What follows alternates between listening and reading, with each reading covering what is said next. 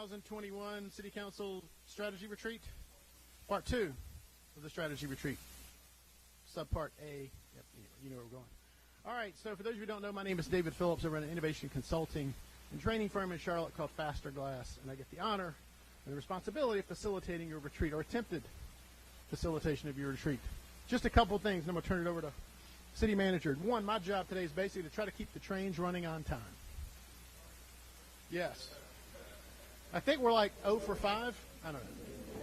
Here's the thing. We got a couple opening bits, but our aim this morning is to get at 8:45 start our first, working session. Okay, so that's our goal. As you get into your conversations, right? Some of these things like, wow, I don't know if this is productive. It's not productive. I'm constantly going to be looking to the city manager, the mayor, when we get close to time. Do you keep going or do you pause here? Because if you keep going, it means that time's got to come from somewhere else. So I'll look to them for guidance. My job is to help you make the most of your time together today. Part of that is the time management. The other part is equipping you, right? So you've got staff doing what they always do, right? Capturing the conversations. You also have our trusted sticky notes and Sharpies at your tables. At any point during these conversations, there's a really good chance we're going to run out of time before you get all of your comments, questions, ideas, what have you down. The best way to ensure they get captured, write it yourself. Your voice, your pen, your hand, right? You get it. We'll make sure and capture them on the flip chart sheets hanging out for each section. One change, or maybe this isn't a change. I can't remember what we did last time. We don't have a parking lot. I think most people understand the parking lot is where things go to die.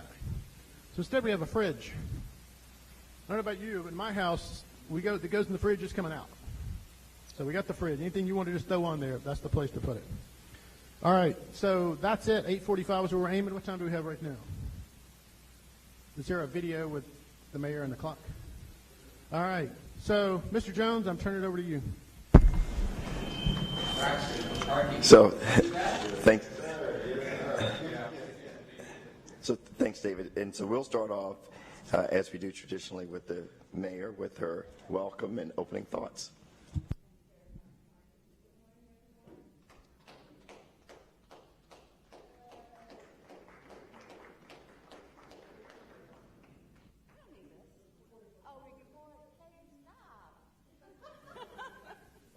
Everybody knows that Katie really is the person that runs the 15th floor, because if any equipment goes down, who's there? So, Katie, thanks for what you do. And actually, thanks to the whole team for putting this together. It has been a year for us. I mean, when you think about over 24 months of COVID,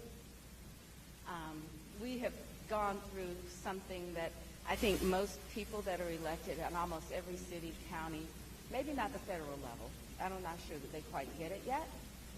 But I think that when we are the people that hit the ground running, we know what this pandemic has done, and particularly for our city, what it's meant for small businesses, the hospitality industry, what it's meant for our schools and the children. Even though we're not in charge of that, we see it from afar and we know what's going on. Think about it. Gibby Harris must be getting ready to retire right now. Imagine walking out of the door. I bet she feels like she's just taking 50 pounds off of her shoulders. But we're still here, and we're still making a difference. And we didn't forget that we were really the city council governing over almost 900,000 people. So the staff gave me a list of achievements that I really want to talk about. One, a unanimous non-discrimination ordinance. And the work done by each of you to make that possible was tremendous, stupendous, and all of that. And now, Patrick, I think many of the towns and counties that hadn't adopted it are using the ordinance for the city of Charlotte to do so. The other thing that we've continued to do and focused on is affordable housing. I think the last count on the projects that we had approved, it was like 3,000 units. Of course, Mark always reminds me that I make numbers up. So if it's made up, somebody else will tell us what it really was. But, it's a sense that people in this community have that we're solving a problem that we've identified, and they see that happening. We continue to deal with our corridors of opportunity, particularly around the safety aspect of them. I think that's one of the most challenging predicaments across the country today, besides the pandemic and vaccinations and all of that. If you have to listen to some of the people that I engage with across the city, across the country, and they talk about what's going on in their communities in terms of safety, this council, with the assistance of many people in the community, stepped up and stepped out and got out in front of things before they became really problematic. And there's a lot to be said about how that was done. And then the infamous 2040 plan. I think that, people tell me I've been in government a long time, and I really have. But the 2040 plan was probably the most difficult decision that I've seen in my time in Charlotte, and that's a long time. The idea that we were making that kind of change, and we struggled with it, that we dealt with it in a way, and I know that there's still a lot of work to be done, but you got to take the first step. And the first step was saying we're going to do something. Now we just have to figure out how to make it all work, and that in itself is a huge accomplishment. So I want to say and acknowledge. But we've also got some things that we didn't do so well. I think that we have all been impacted by being away from each other. It's easy to call people names or to characterize people's behavior when you're not with them. It's a lot harder to look someone in the eye and have a dialogue about what we're doing and what we're trying to do. So today, I hope, will be a time that we begin to think about how we can do that. Honestly, I'm almost like, we're so glad to see the council meeting last Monday because Malcolm and Tark became friends.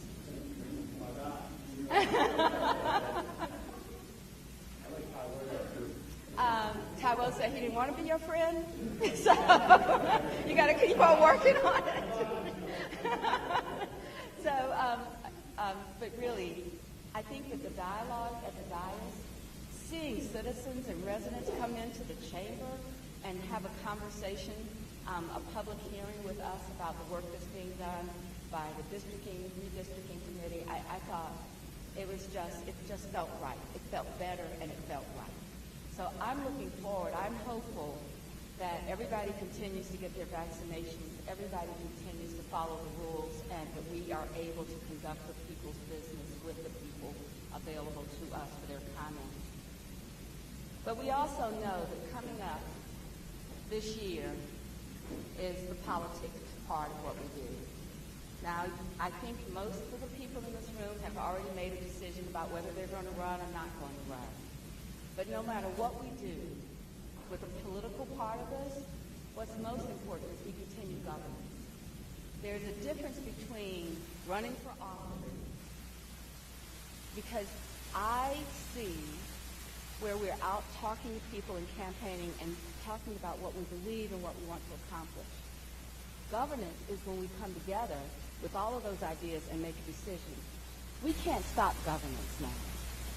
As much as I'd like to pause the world so everybody could get out and just campaign, we cannot do that. We have to continue to do the work that's on the agenda every week, the zoning decisions.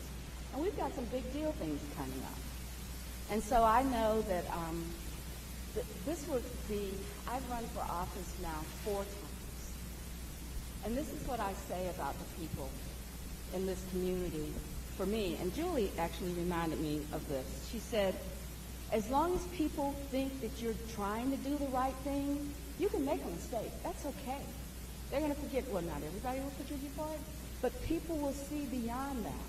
As long as they know, ultimately, we're trying to do the best thing for this community.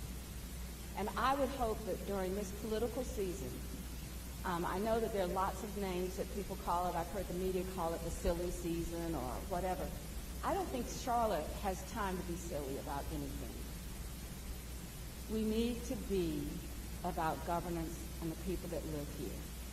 So let's try to remember that as we get closer and closer. Filing's December, but there's a lot of time between filing and a March primary. I don't know who's going to be on the ballot. It doesn't really matter. As long as we as a council continue to work together about governance. And as soon as we convince Greg Phipps to run again. He's already told me 15 times he won't, so I guess I'll just take that as an affirmation that he's really not going to do it. I think he's actually planning on going to Florida. So with that, I hope that today we will see the good work that we should be continuing to do, and we will do this work in the consensus manner that we have for governance, and that's what stays first and foremost in our minds. So thank you very much, and now I'm going to turn it over to Marcus.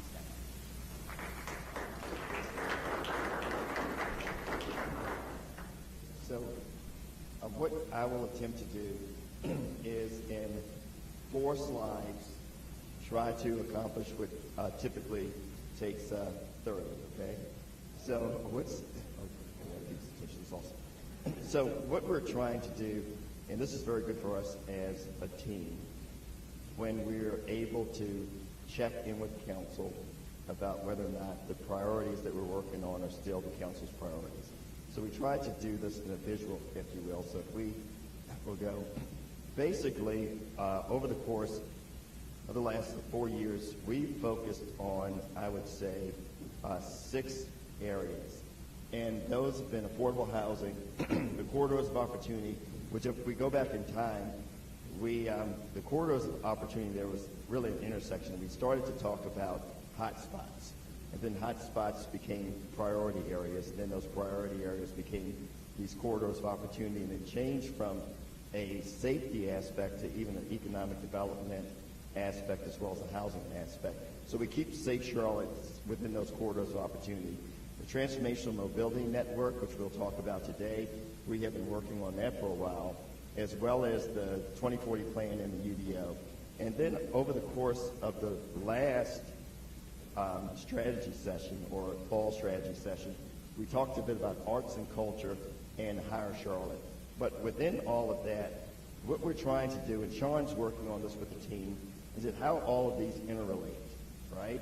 So it's not such that when Pam thinks about affordable housing, that doesn't also cross-section with or intersect with, let's say, the corridors of opportunity or even Higher Charlotte.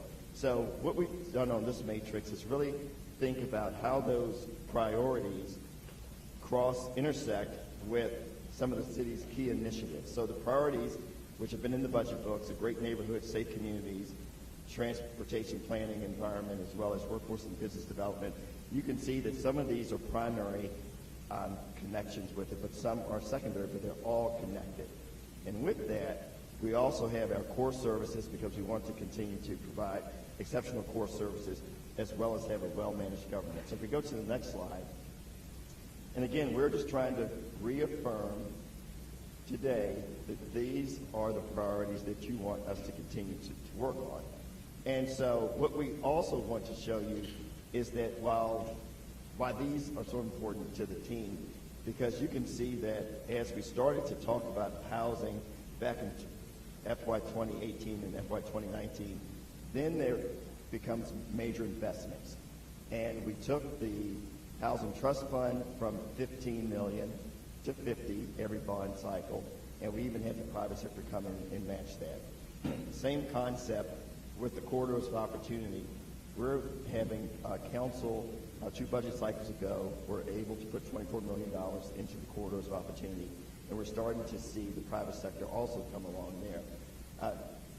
A lot of work today will be related to the 2040 plan and the UDO as well as mobility, and we're focusing on that for today.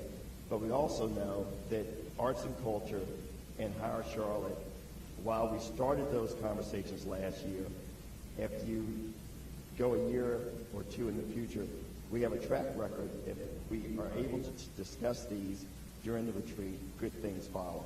So from a concept, I guess conceptually, we had a conversation with Budget and Effectiveness Committee about the items for today, and we just want to make sure that as we go beyond today, that these are the key initiatives that you would like us to continue to work on, and we will work hard to make sure that we provide for not just you but the entire organization how these intersect. So that is just, we'd like to make sure we're on track. Back over to you.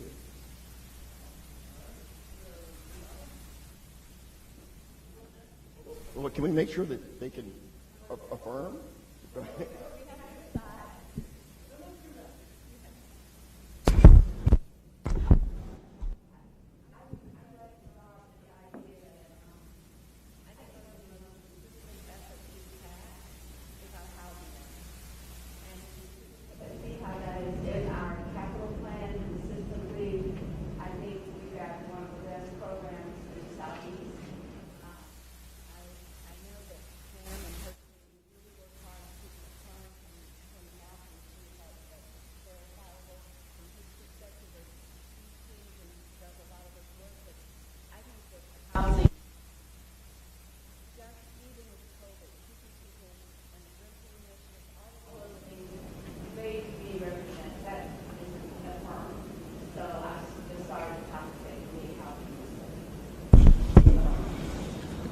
And if I can chime in, thank you, Madam Mayor. One correction, I think it's probably in the nation, right?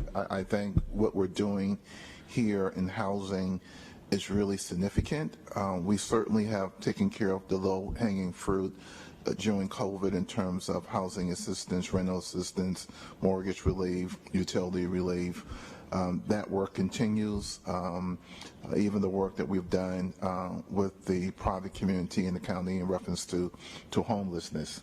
I think that work is good, and I think there'll be some movement on that within the next couple of months, weeks rather, probably, on those efforts. And so certainly I think housing is a reaffirm, in my opinion. I do challenge the manager again, as I did several months ago. I really believe we have the capacity to do even greater things around the housing issue, out of the box thing. We just can't rest on our laurels. So hopefully, again, I won't give the same speech, but hopefully that we really can think about how we can really move the needle on publicly owned land, land banking for housing. I mean, those things that historically we've done, but we hadn't really focused on. And so hopefully moving forward, we can do that. Secondly, and I guess I look at the list, and the things that I've been really most involved in is housing and the corridors of opportunity, and really are excited about a lot of the things that happen, particularly in my corridor, Beatty-Ford Road, that I won't be selfish. Since Councilmember Wallington and Renee are not here as well, the things that we need to do in those corridors as well, right? Every corridor is uniquely different, and I think the work we have done, certainly on Beatty-Ford Road, is significant, and that same type of energy, attention to detail needs to occur certainly in Victoria's district in her absence, as well as in Renee's district. So I'm really, really happy about what's happening and what's about to happen as relates to corridor in our communities. Thank you.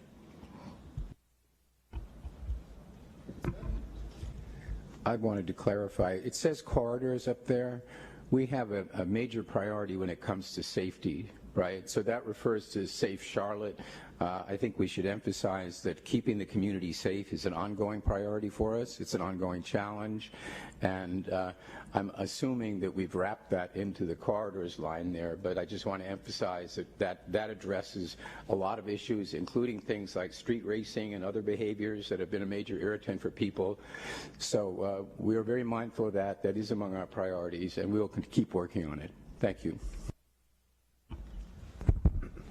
I think these are great priorities, but one priority I think I would like to add is around governance, like you mentioned, Mayor. I think back to a lot of the work that we have done over the past 19, 20 months. A lot of it, although it's been difficult, and as the Mayor also said, we've had to, temper our relationships to some point. The stuff that we have got done, the only reason we got done is because we figured out different structures to work in. So thinking about initially using the task force kind of method along with our committee structures, thinking about how we got to a Safe Charlotte plan and the way we did that kind of deep dive on all our kind of parallels, and thinking about how we continue to meet and kind of really lead on how to operate differently. I don't know if we've necessarily codified something. Even the discussions that we're having around redistricting and the possibility of more districts, of how council members can work together in different kind of ways. These are things that we've been kind of putting together as we've figured it out, but we're at the place where if we want to get some of these major things done, especially around TMN, and even looking back, maybe if we had gone about it in different ways that we know how to do now, maybe we have different types of outcomes. And if we really focus on I don't know, making our governance structure and structures within us and figuring out how to work together better, we can be even more powerful and do even more, especially as we are starting to come back together in person. So I don't know how we actually go about doing that, but I'd like to see us collectively really take that on. Yeah, I'd second that as well. I think we know why we can't get more district seats, maybe less at large, done for this go round of March, April with the census and the redrawing. But there's no reason in parallel. One of the things if we're looking at what we do well versus what we do poorly, I think one of the things we do poorly is strategically get ahead of conversations until they're a fire that are right in front of us and we have to make a decision. There's no reason why we can't be saying, well, this is this redraw of the maps, this is this census year, but by 2023, we'd like to go, as Braxton and I have been talking about, to 11 district council seats and 1 at-large seat, making it 12, and that at-large is the mayor pro tem. And maybe that goes along with 4 years for, as others have discussed, for the mayor term and some other things. But, I mean, I think it solves a lot of problems. And if Braxton and I can come together for different reasons and both kind of align on that, I think it's worth us starting to have a proactive conversation. So that's one point there. And I think the second thing I'd add is, I think that's a slide that covers a lot of information right there, and I appreciate it. I think the problem is, and I'm glad to see Hire Charlotte on there for discussion now, but it's missing a star next to it, right? And I think if we almost do those things backwards. Hire Charlotte is the jobs, it's the small businesses, the companies, the workforce training that ultimately powers every single topic that's there, whether you're designing it or you're working in a corridor or you're working on a housing solution. And we've kind of put that off a bit. So Tracy, I know, and team have been working for a long time on Hire Charlotte. There's more to come out there, but for the last month or so, we've been working on some elements that could be marquee for that as it relates to small businesses and all of those that are struggling. So the timing is now, and if we leave here with a star next to that on planning, where it's not just we're talking about it and ultimately there will be a star and a check mark in some year to come, but it becomes the urgent nature of what we're going to do. I think that's got to be number one. These small businesses need retooling. It's the perfect opportunity, and it relates to every one of those other topics. So I think that's one thing I would definitely recommend we leave here with. Okay. So, Councilman Vicar, I love the way you teed that up.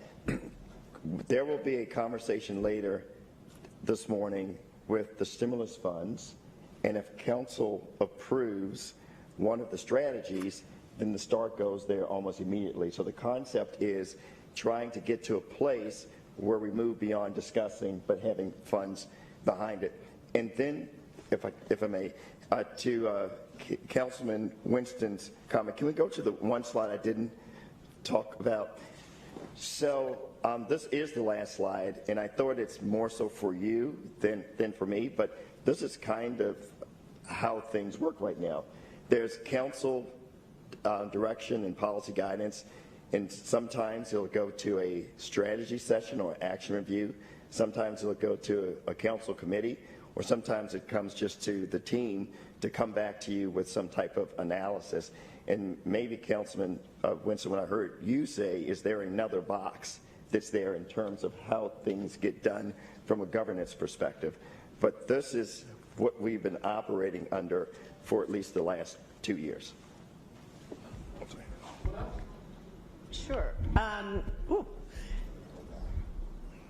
So I guess a couple things to add on to what I have 3 points. One with Hire Charlotte, and I don't know it as in-depth as you do, Mr. Chair, and the committee, but I really hope that we're focusing on that variety of jobs. We get so excited about all these high-tech jobs that are coming, fintech jobs, and that's great. And we say that for every one of those it creates X number in the service sector. But the fact of the matter is, we got to make sure that we are also promoting investment in good-paying jobs at lower levels, right? We don't want to become a Seattle or a San Francisco where it's the working homeless. Seattle's is a smaller city, and they got 10,000 homeless people, way above ours, and that's because of the average wage in that city. So I really hope that our focus is also on those really critical jobs that paid $80,000, $70,000. And to that, then mobility. We have to continue to understand how critical mobility is. Affordable housing is critically important, right? You can't do anything unless you have a roof over your head. But mobility broadens our definition of what is affordable housing. If you can live in Gastonia and take a bus rapid transit in or whatever, that all of a sudden is a whole different calculus. If you can get to work in downtown Charlotte in 25 minutes on a rapid transit bus. So mobility is like Safe Charlotte, I think, as critical to every investment we make in this city, because if you can't live here affordably and you can't, you gotta, in North Carolina it costs $7,000 to operate and manage a car, so it's probably higher in Charlotte. We've got to get that, we've got to drive that down. That's the second most important component of people's disposable income. So I hope we continue to hammer how important mobility is, different options for mobility. And then I just want to say that I really, arts and culture is sort of down the list a little bit, but I think this could really be a game changer for us in Charlotte. I think that, we all often kind of laugh, what's Charlotte's brand? Charlotte's got a lot of what? But the fact of the matter is, we've got some incredible talent in this city, and our model has not allowed us to broaden that and to use it in a way that attracts people to come to Charlotte, to invest in activities that bring more people here and highlight the amazing local art we have here and bring in world-class art. So I'm really excited about what that future is going to look like for our city, because it's very clear the support is here for our arts and cultural sector, and I look forward to seeing what that can really blossom into.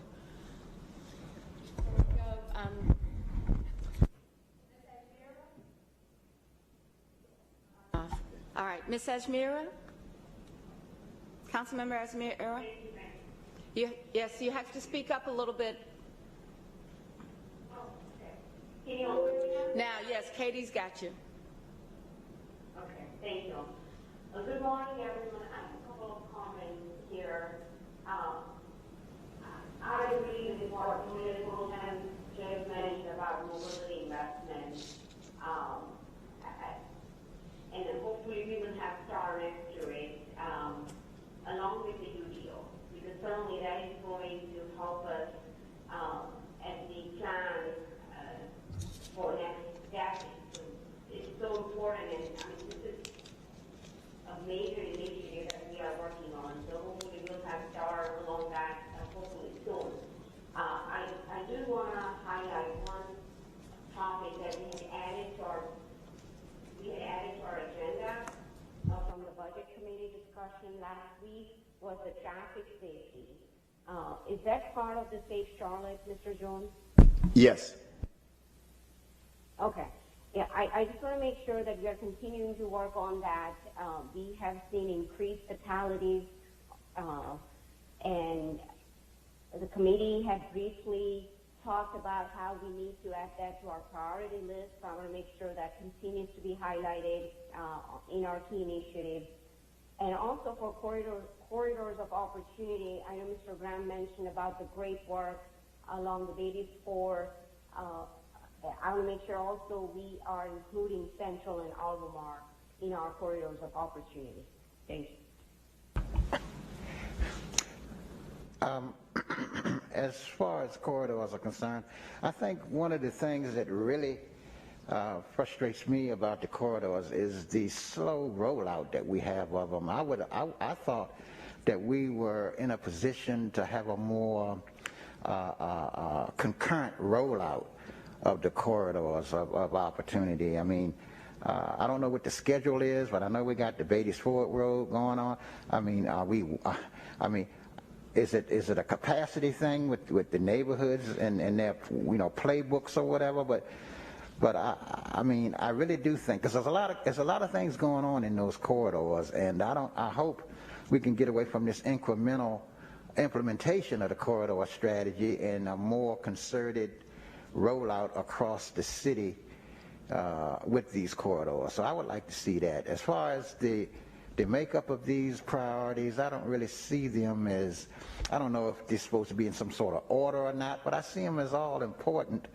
And just because arts and higher Charlotte are down below, I really don't consider them down below.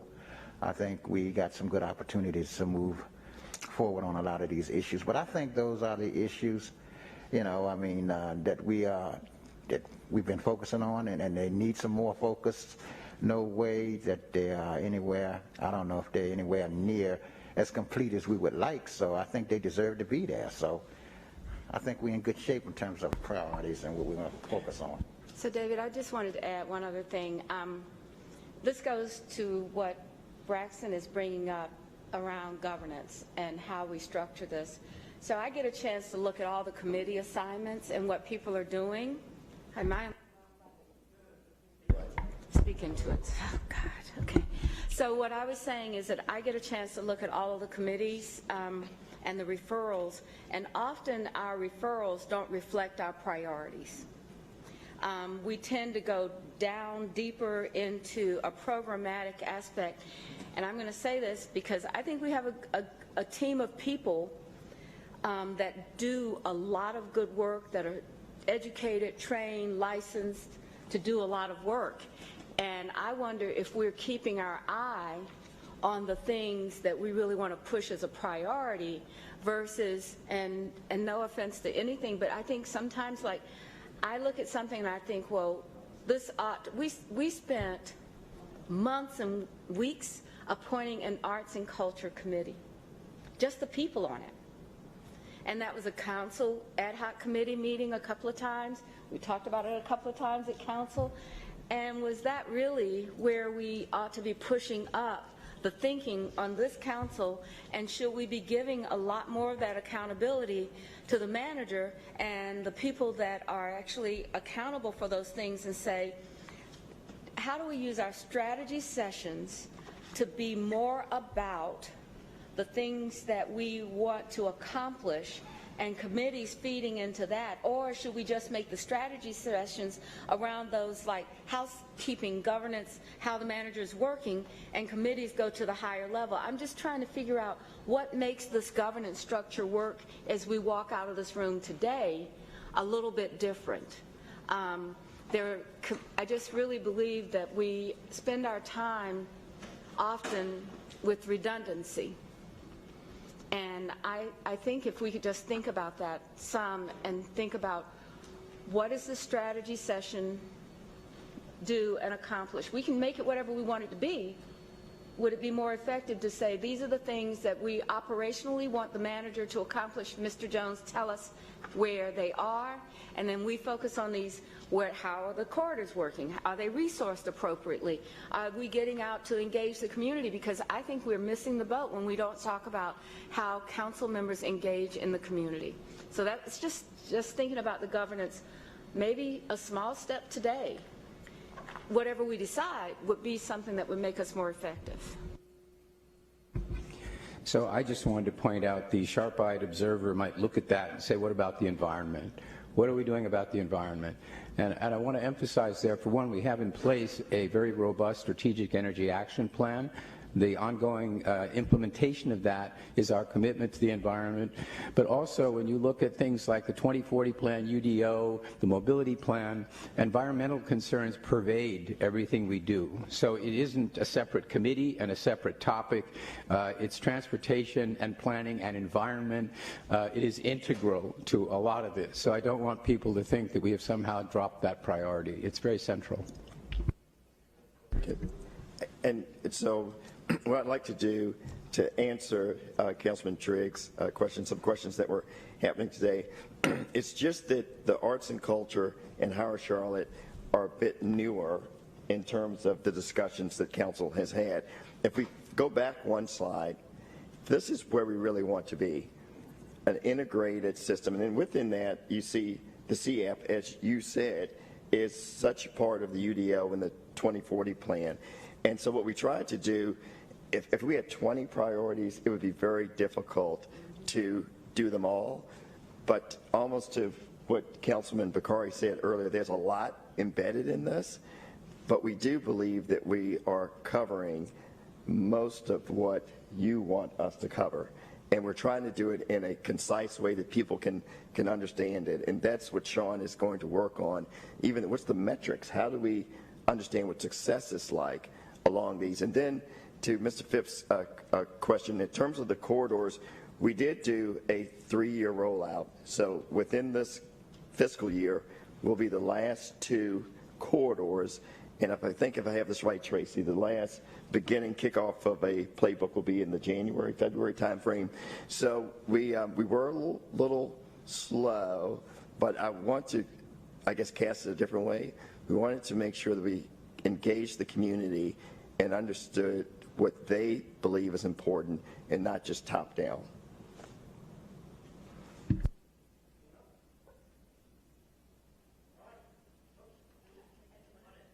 Jump ahead of anyone else, but I'll just add to what Tarek said that he and Braxton are working on, and I hope that we will seriously revisit the recommendations the governance committee made. We asked a group of citizens to work as volunteers to make recommendations, and they worked really hard at that. And I think we owe it to them, A, to revisit those recommendations, and B, I support what they did, including 4-year staggered terms, because anyone who's in this office now knows it takes a while to learn this job. So I just support that work that you guys are doing. Can I throw something on the table that, well, maybe cause a fire? Throw it back. Well, you know, if we're going to talk about governance, let's talk about governance with a big C, community governance, and that's the entire community, Charlotte, Mecklenburg, right?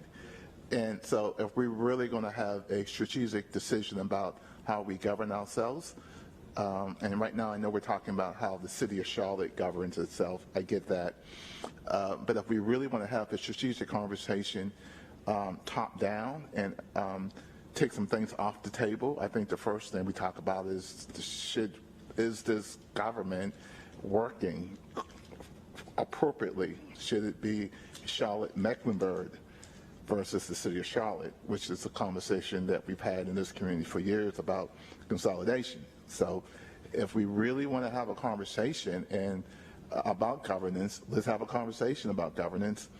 And if we alleviate that because there's no buy-in from the towns, or the county says no, or the citizen says no, or the corporate community says no, or we just can't do it, then I think we take a look at ourselves and say, okay, how do we govern ourselves in the most appropriate way? And it may be, and I'm just not bought into stuff yet. I probably can get there, but I think if we're going to have a governance conversation, let's have a governance conversation. I agree with Malcolm. I think we have to broach the conversation from a community standpoint about a consolidated government. And I think we can do it in a very responsible manner without, you know, I think there's some folks in the county that have some ideas about it. I know there are folks in the private sector that have ideas about it. And, you know, I think we just have to be truthful about some of our work, right? And this is where I think Mr. Jones' staff can really help. Like when we talk about, for instance, our safe communities and our public health approach, you know, we know that we're trying to make two bodies work together, and there's some efforts that some colleagues are doing to do that extra work between meetings with county commissioners and such. But look, we know it's very hard to integrate the public health system and law enforcement, right? When we talk about the offices and the resources the county is putting, it doesn't, not that it doesn't match, but again, they're just two different systems that don't necessarily talk together well. And if we're going to deal with the things that we need to deal with, we're going to deal with affordable housing and homelessness. We saw with Tent City, right? If we're not running in line together, all of those systems, bad things happen to our community. So I don't know how we don't have an effective governance conversation without broaching the subject of some type of consolidation and being smart about it, right? To say that we can hear everybody's concerns in our communities. There are many different ways you can go about forming a governance structure that actually works and serves the people. And democracy is always changing. We always have to work on it. So it shouldn't be a big surprise that we're at an inflection point in the time of the growth of our community to think about something else.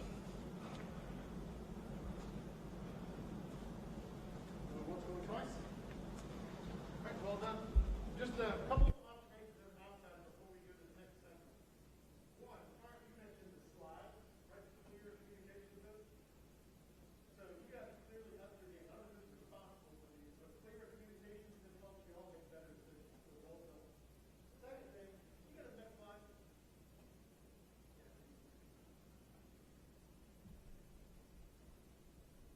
thing is, I see Higher Charlotte. When I close my eyes and I hear Higher Charlotte, also I feel like an evangelist. But there's something there. There's something there about Higher Charlotte.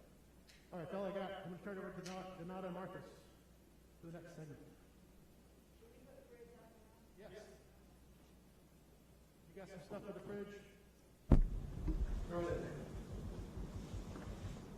Okay, so I guess the next discussion topic, and we really appreciate the feedback from the first one, is just working together. So, as you know, there is going to be a spring election, which is very different than anything that I've experienced since being here. So we thought it was very important to talk about the current policies around election season and the use of staff work or staff time.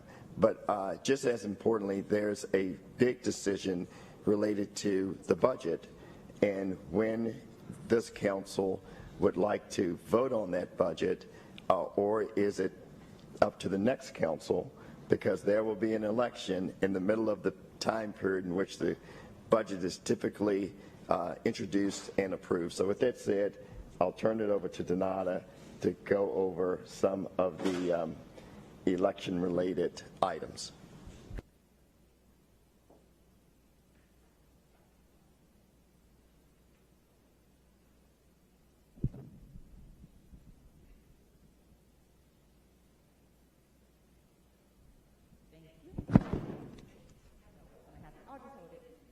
Everybody hear me? Fantastic. All right. So, good morning. For the record, my name is Donata Jackson.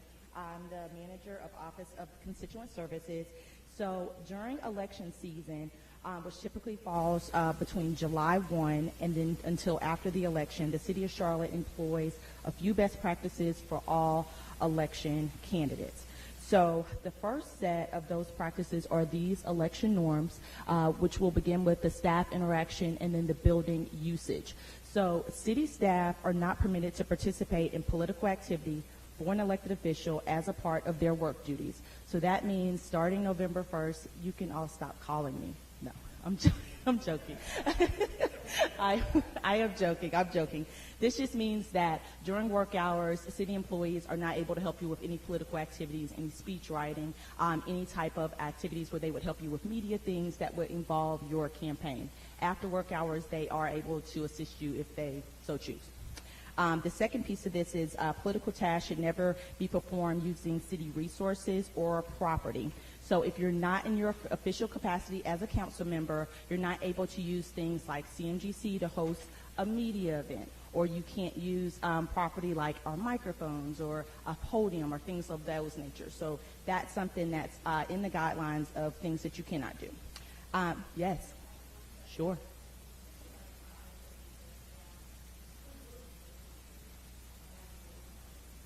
Yes.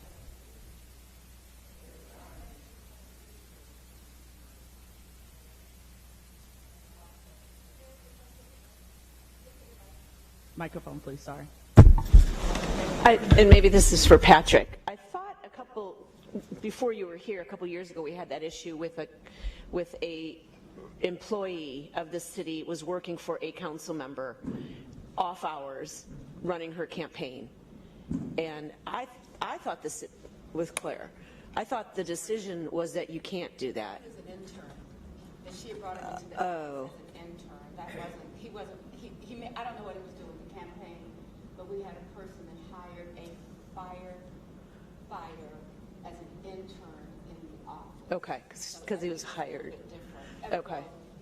She, at that time, and I'm not really sure if I can remember how the internship program worked, but she brought him into the office as an intern, doing council work, research and things like that, which may be different than political activity, but that's what happened in that case. But there's some documentation about it. That surprises me that would be okay, because I feel like it would, maybe staff doesn't feel this way, but it feels like it would put staff in a very awkward position. Just my opinion. So the mayor mentioned for those viewing an intern situation, and I can speak a little further to that. If you do have an intern that's working for your political campaign, we can't give them any city resources as well, no laptops, nothing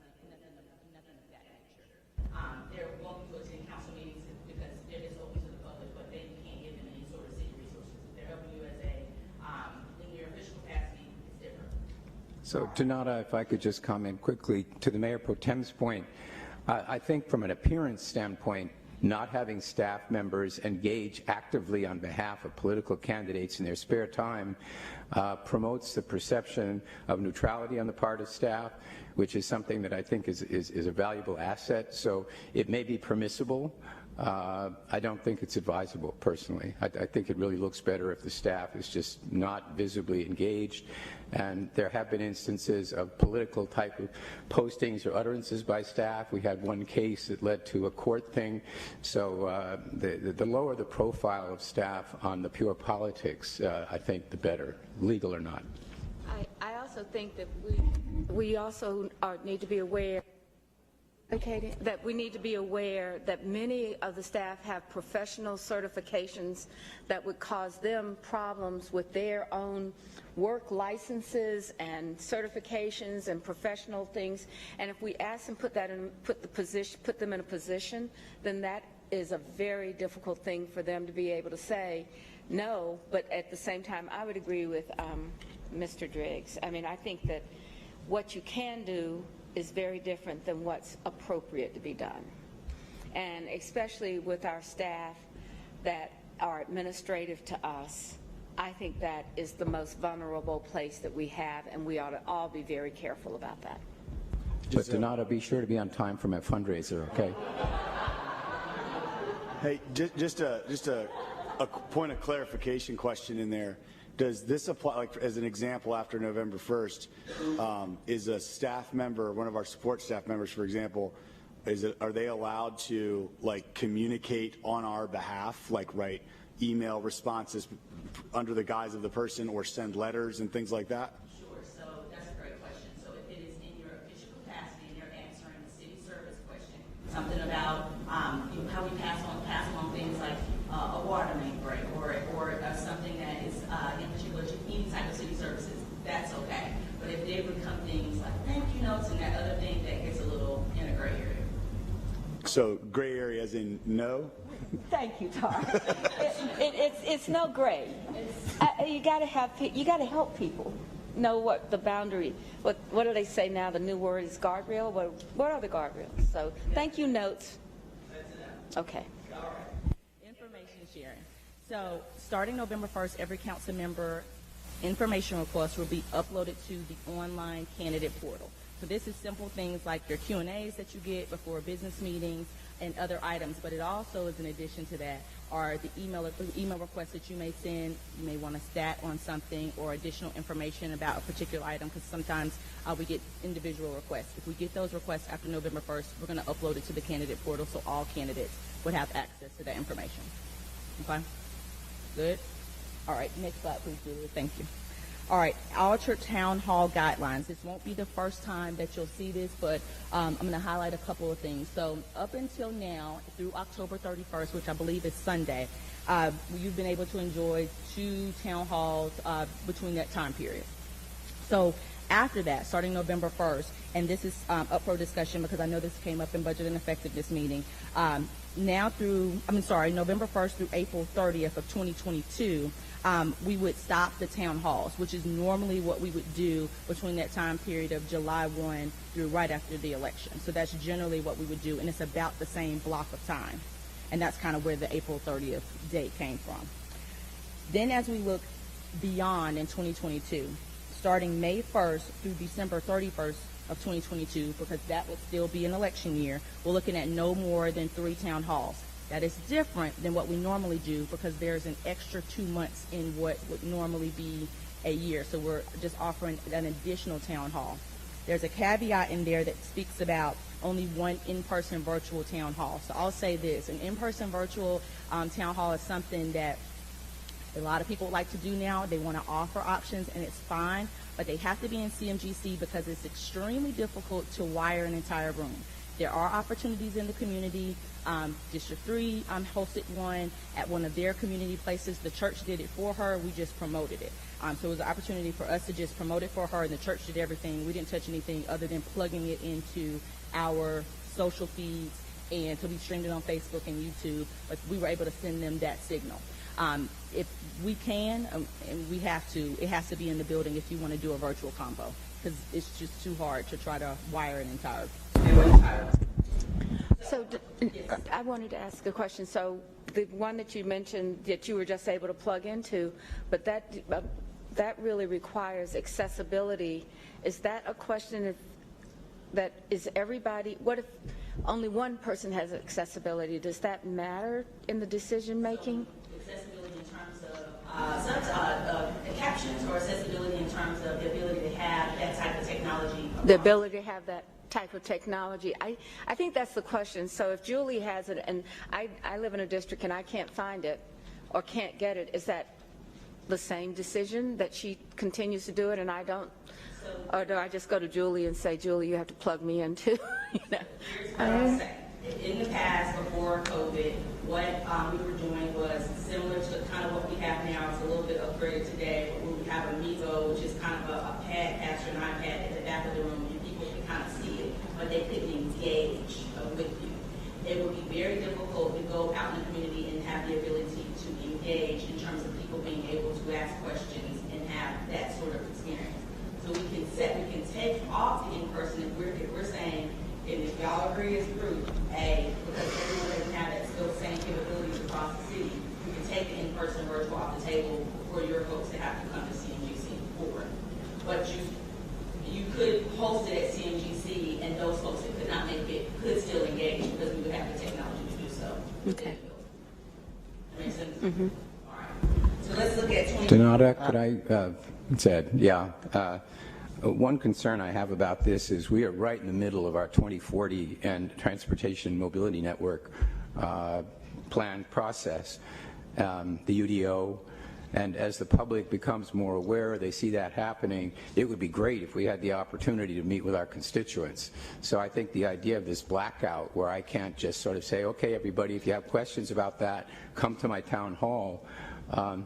There's a conflict there, but this is a really bad time to be blacking out town halls. We should all be planning them at this point.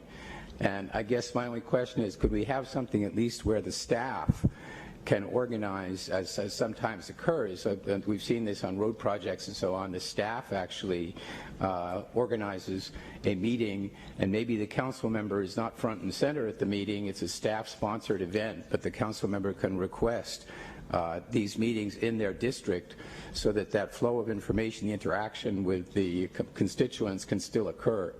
Because we've just had the policy map released and the UDO has just come out and people are probably on page 220 by now. It'll take a while to get all the way through it. So I don't want to be completely cut off from group meetings while we kind of inform the public about that.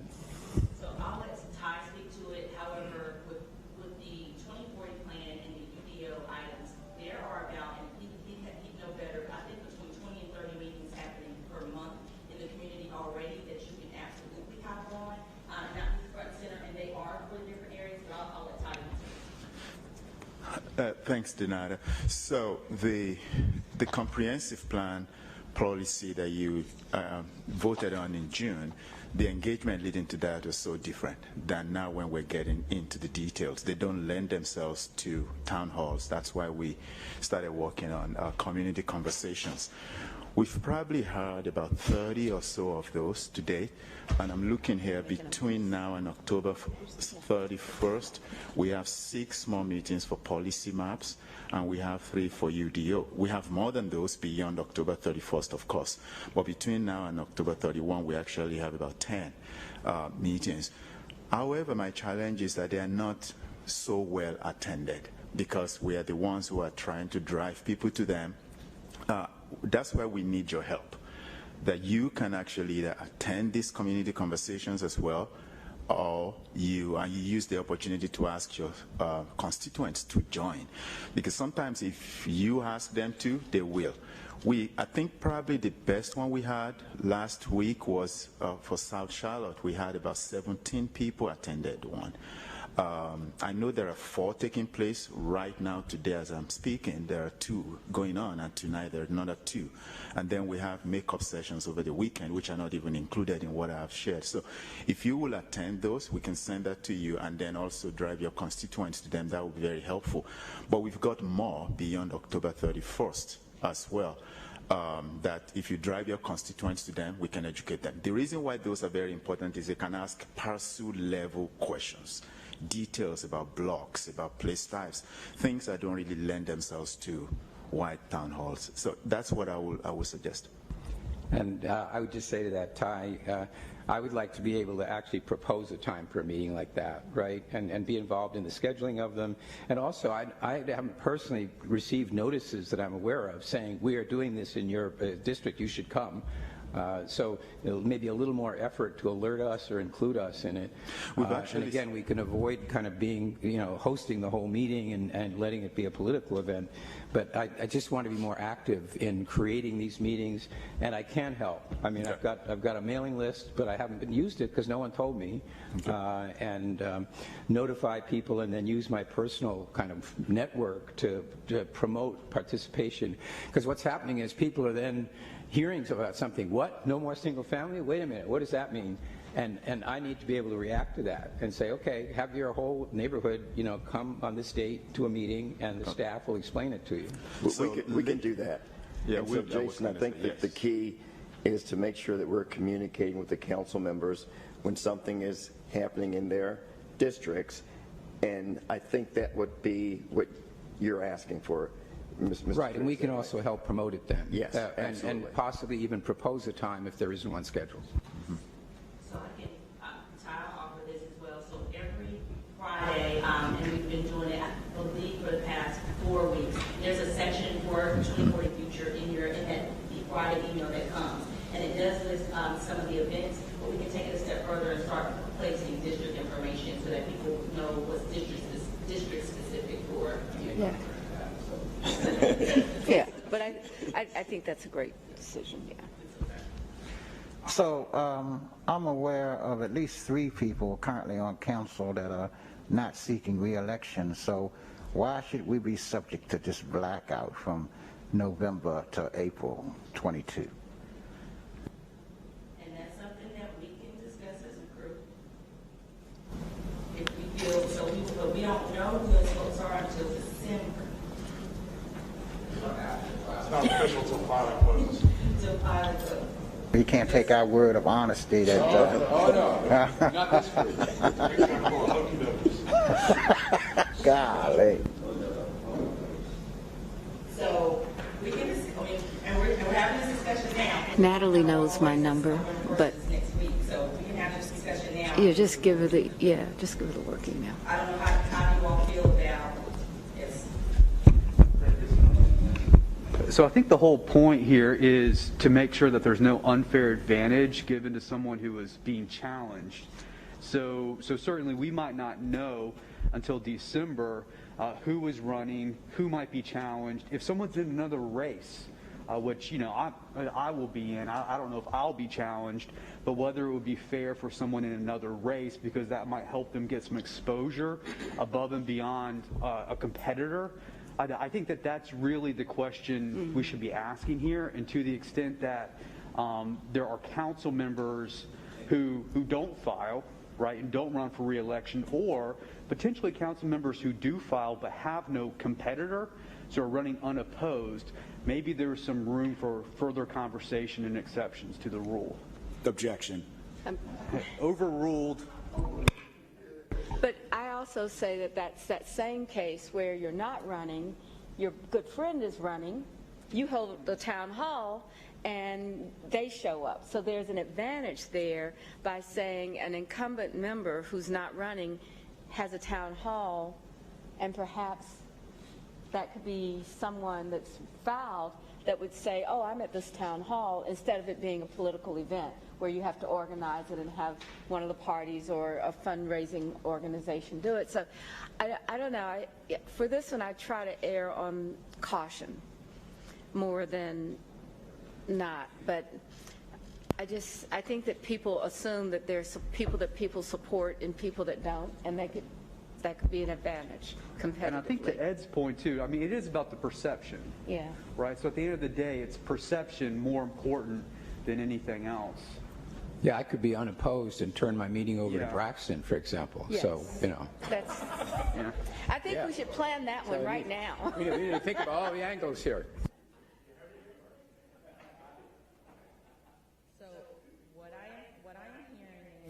is that we will, so are we okay if we add the district information to the list that we send on Fridays? You can participate in those 2040 events and those UDO items. And then if we are not going, if you're not running at all, then you cannot host the meeting. But you're more than welcome to join and tag on to the 2040 meeting. Mr. Phipps is giving me the glare. You're good? Okay. Everybody good? All right. Let's talk about 2023 because that is also an election year. All right. So 2023, January 1st, 2023 to June 30th, 2023. And I will tell you that I did make a typo when I first sent this out to you all a few months ago. It had July 31st. It's not July 31st. It's June 30th because that would have been, we'll be back on schedule at that point. And so those months you can have 2 town halls, and then we go to back to our regular blackout until after the election. Does everybody feel good about the next 2 years?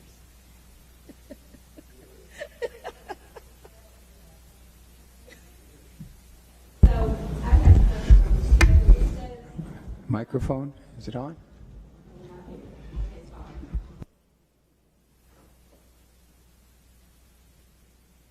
No, I'm done. Go ahead, Mayor. Well, I think I think you had a question. Okay.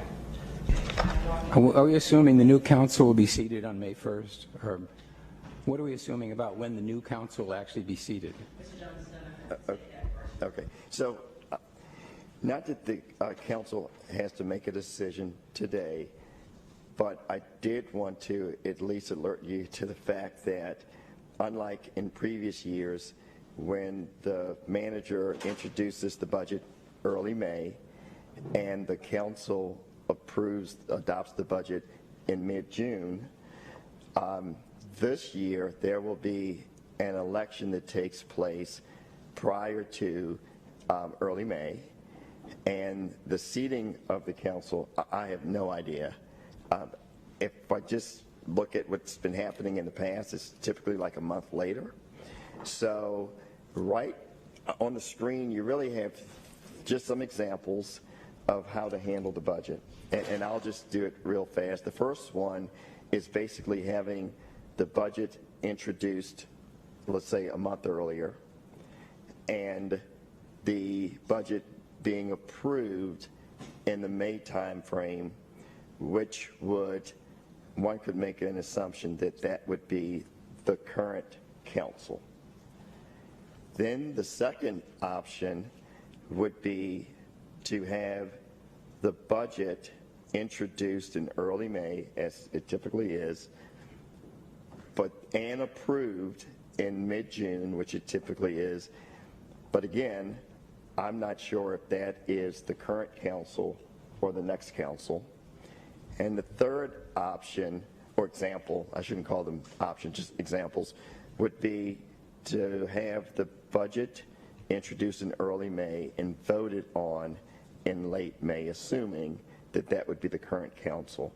So I guess the big question is, does this council believe, what's this council's philosophy on this? Should this council vote on the upcoming budget, or should it be the next council? So I have some thoughts on that. We've talked about it. I think it would be very awkward to try and do our workshops and all of the run-up to the council vote and then have brand new people participate in the vote on it right after they take office. So our normal sequence is the new council works on the budget for 6 months, the new members have that much time to kind of get up to speed, and then they live with whatever they adopted for 6 months for the remainder of that year. In this case, I really think it makes more sense to have this council because of all the work we've done on 2040, because of many things that are going on right now. be the one to decide about the budget for the coming year. And again, the majority of the members of this council will also be on the next council, but in terms of having either 3 veterans or more in the vote versus 3 people who have been in office for a couple of weeks and didn't participate in all of the kind of run-up to the adoption of the budget, I really think it makes more sense to try and get the budget done. There may be a couple of issues where by voting that early, we're not final yet. So there could be a little bit of a contingency around it, but by and large, I really think that this group is going to be in a better position when it comes to May, June to vote on the budget than the new people will. I would also have a question, because if I remember when we were going through this, the swearing in could be the day after the election. And so Marcus has it down in the examples as late May, early June, but there might be some new people that are elected and say, well, can't we do it tomorrow? And so I think we ought to figure out how to keep it with the current council and not set an expectation so people know. It's all about making sure anybody running for office knows that this is where we are and what their responsibilities will be. And I think that's an important decision for us to communicate to people on that portal that we're going to have about the budget. This is where you can participate. You can come and sit in on the meetings or listen to all the meetings, but to say that the vote is going to be on this date, I think is an important thing to decide and communicate after filing in December. But I think, am I right, Patrick, that it's like if you get elected on whatever April, the election is April the 26th, you could get sworn in? It's after the certification. Yes, so how many days is that? That takes some time, but I don't know exactly how long that takes. So 2 weeks later. But the other thing is, it's quite useful to have at least a month to kind of take a crash course and you know, get training on the legal issues and some of the other stuff. We get that book, you get the orientation. I mean, walking into the chamber the day after you get elected, it was bad enough, I remember, a month later. So I agree with you, Ed. I think that we ought to try to do this in a way with the current council, make sure that we inform people that register or file that this is what we're doing and have made this decision. But I don't know where we make that decision, if we can make it here or if other people feel like they need to weigh in on it. I just don't, what would be the best way to make a decision around this so that it could be communicated and put on the portal that we would have for candidates. I don't know. So Mayor, to your point earlier, if this is where the council would like to go, the vote being with this council, is this a referral to the Budget and Effectiveness Committee to establish maybe a calendar to be? We usually adopt a budget calendar from the committee, so let's refer it to Budget and Effectiveness to come out with a calendar, and you've got the examples, and we'll go from there. And whatever decision is made by the council after the committee reviews it, then we'll post that for all candidates. Is everybody okay? Yeah, I just mentioned this as an asterisk. This is a tough one, right? It feels a little weird us making that decision, what would normally be another council's responsibility, but I understand why given the timeline. I just say, I'm just picturing different scenarios through in my mind. If it's a calm budget that's not very controversial, I could see that's probably okay. But if it becomes a controversial budget in any aspect, I think that becomes, I mean, there might be people running for office for specific reasons by which we could bypass. And so I just, there's probably no perfect scenario when we are where we are, but I think that's something we need to contemplate as we go into this budget. If we're going to raise taxes by 5 cents, you know what I mean? Like, that would be not a good thing to do going into something where we also, you know, voted for ourselves to take that vote before the next council got on board. I agree with that. The only thing I would say is I actually think the likelihood of that is not that great. So looking back over 7 budget cycles, we've had a couple of issues that ended up being the focal point. We always try to avoid the tax increase. I hope we'll be able to do so. The capital investment plan is always a topic of conversation, but you know, 90% of the budget kind of rolls, you know, from one year to the next. And so although that's a very valid concern, I'm hoping that in practice we won't actually encounter that problem. And in practice, being abundantly clear why you're doing that. Right. Huge. Yes. Yes, that's why it's important. Okay, you good, Ed? With the, okay. So that effectively takes out example 2, correct? So when are we going to decide on this? It's going to go to committee, and then come back, you'll have to okay. And I don't know when your committee's meeting the next time, but I think, yeah, Not a lot. but we can make one. Yeah. I think just as you discuss it, a nice counterbalance for us doing it as this council would be having that public hearing before the general election, so that at least, you know, it's the train's too far gone, at least the public has a chance to weigh in should they see something they believe is controversial. But we would do that anyway before the adoption. I think that'll be on the timeline for the budget process. Well, but the difference I think between 1 and 3 is is that only. Yes. Yeah.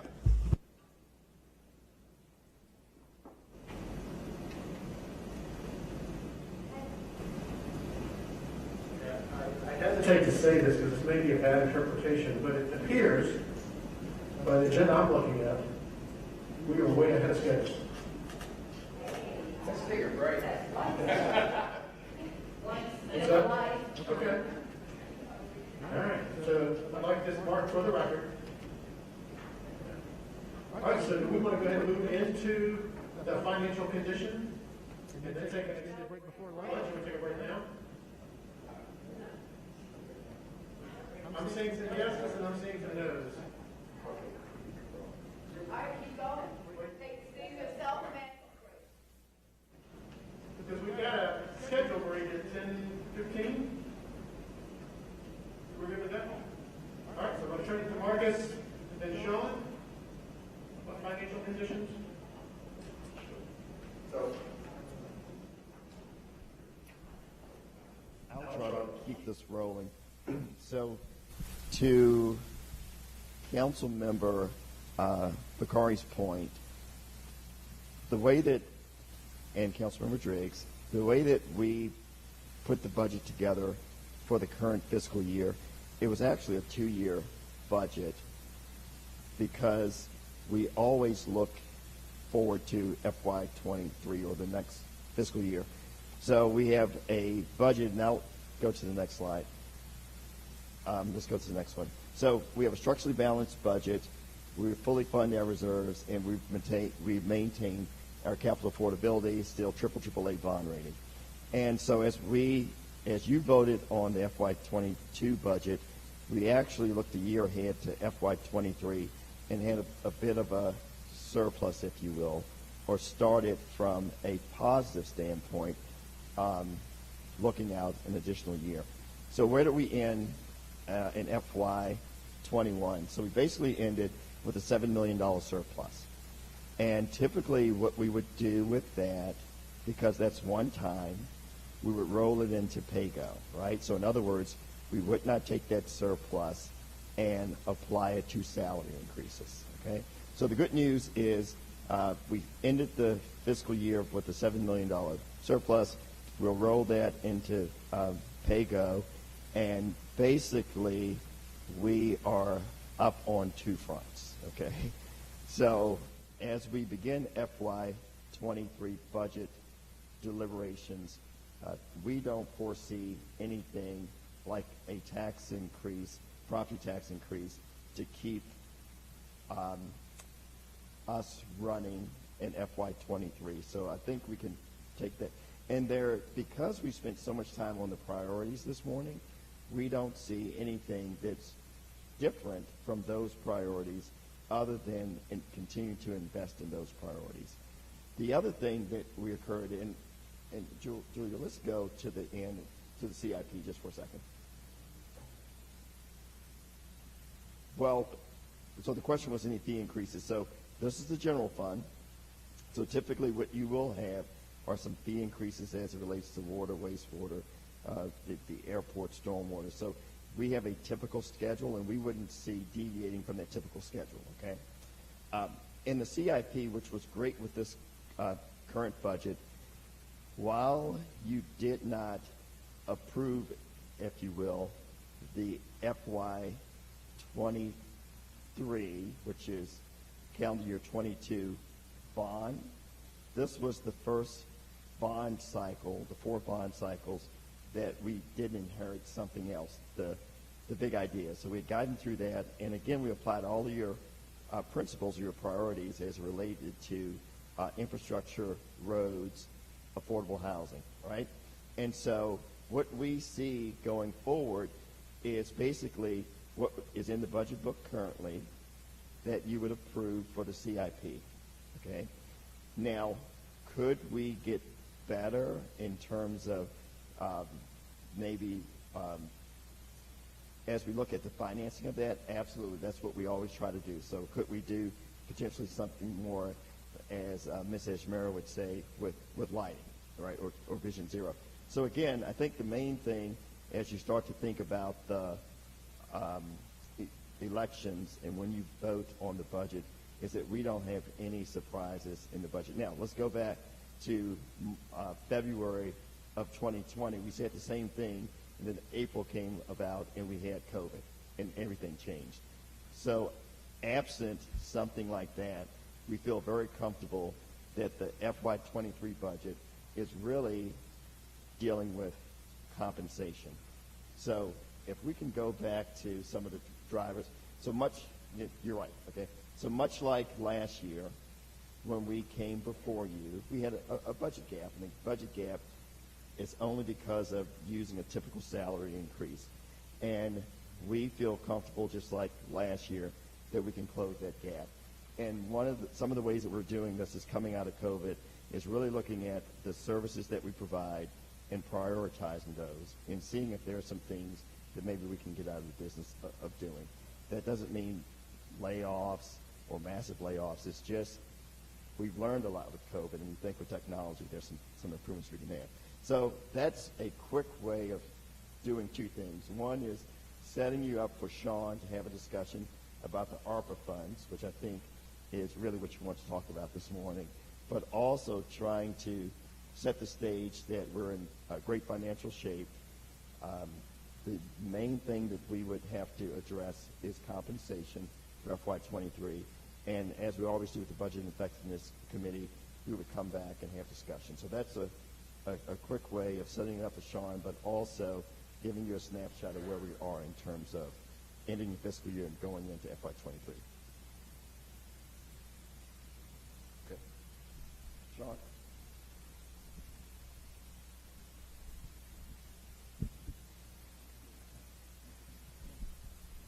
Is it still on? Okay.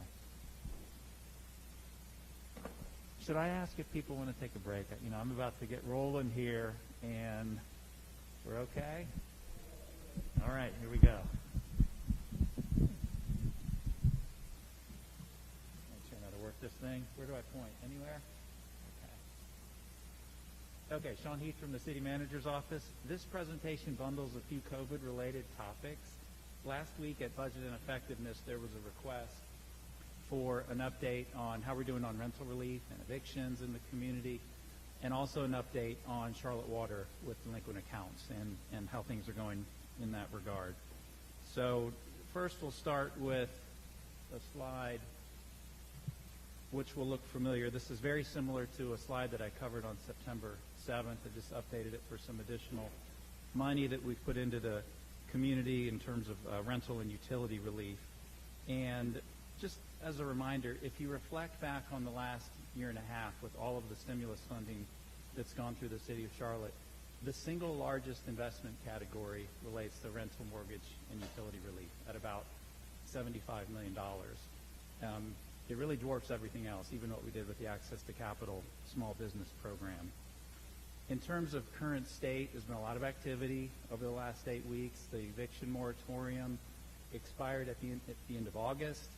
In September, the court system started to work through the backlog of eviction filing cases, and this has been a natural progression as expected. And then in October, our community partner, DreamKey Partners, has been receiving a lot more applications for relief than they had in the past. The number of applications has been significantly higher as expected. So our objective has been and continues to be to find ways to support the community. Willie Ratchford's Community Relations Dispute Settlement Team has personnel that are at the courthouse 5 days a week, working on mediation and conciliation with residents and landlords. That's an important aspect of our support. And then, of course, we're continuing to find opportunities to provide financial relief as well. On this slide, there have been multiple allocations under the CARES Act and the American Rescue Plan for rental relief, mortgage relief, utility relief, assistance. The blue shaded element of the third bar is the amount of money that's still left, put it into the community. So about $25 million from the City of Charlotte that's still available. Dream Key Partners will administer that funding on our behalf. When you add in the resources that are being made available by the county, I spoke with Dream Key the other day, and they have about $60 million in total when you take the city and county resources into account. So any members of the community that are continuing to struggle with their rent payments, utility payments, call 311, go to rampcharlotte.clt.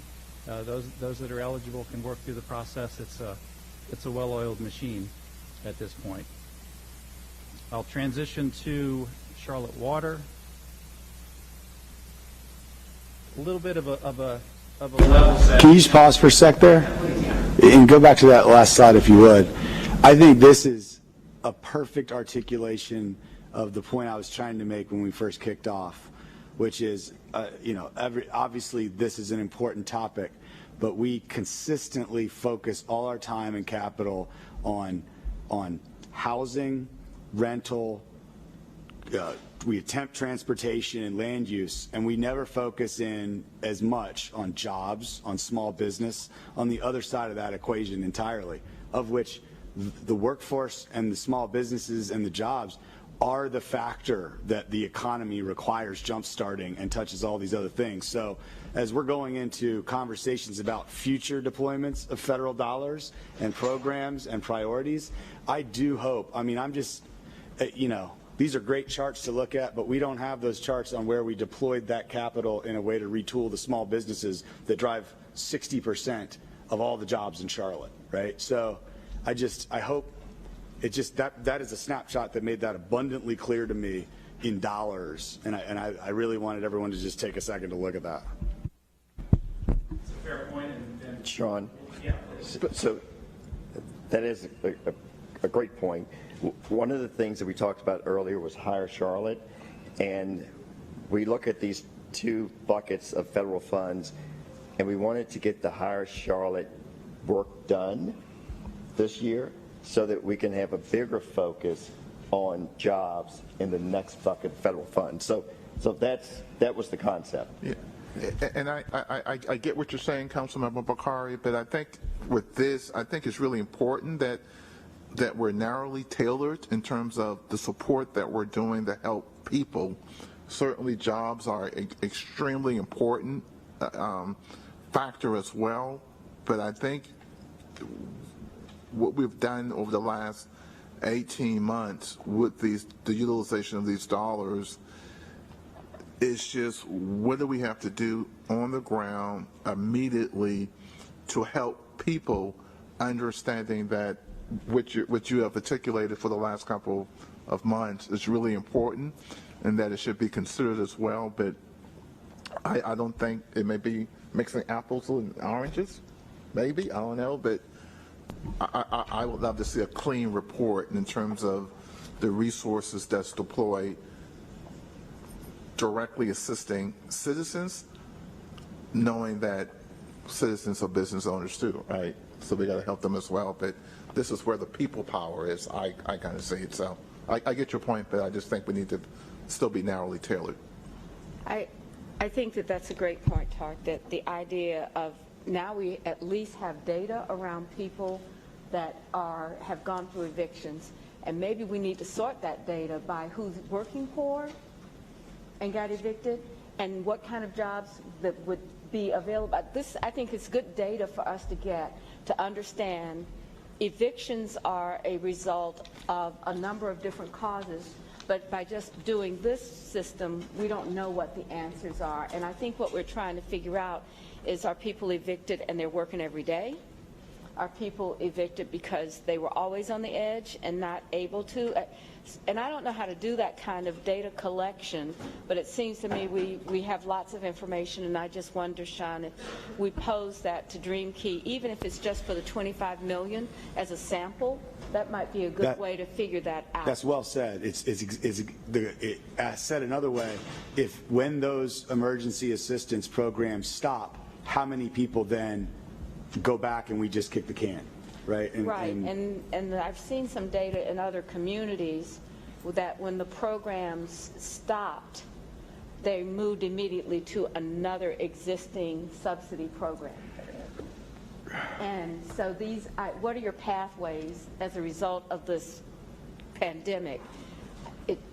We need some data around it. We need to know, and even if we could just check the 24 million applications that are coming in and say, are you currently employed? Something like that? It goes back to the old words, even when we started this, when the pandemic started, of survive and thrive. And this bleeds survive. Sure. So, the thrive part, the sustainable part, that's the hard part. It's super hard. But, we've got to attack it with as much gusto as we attack the survive part. Right. You have to figure it out.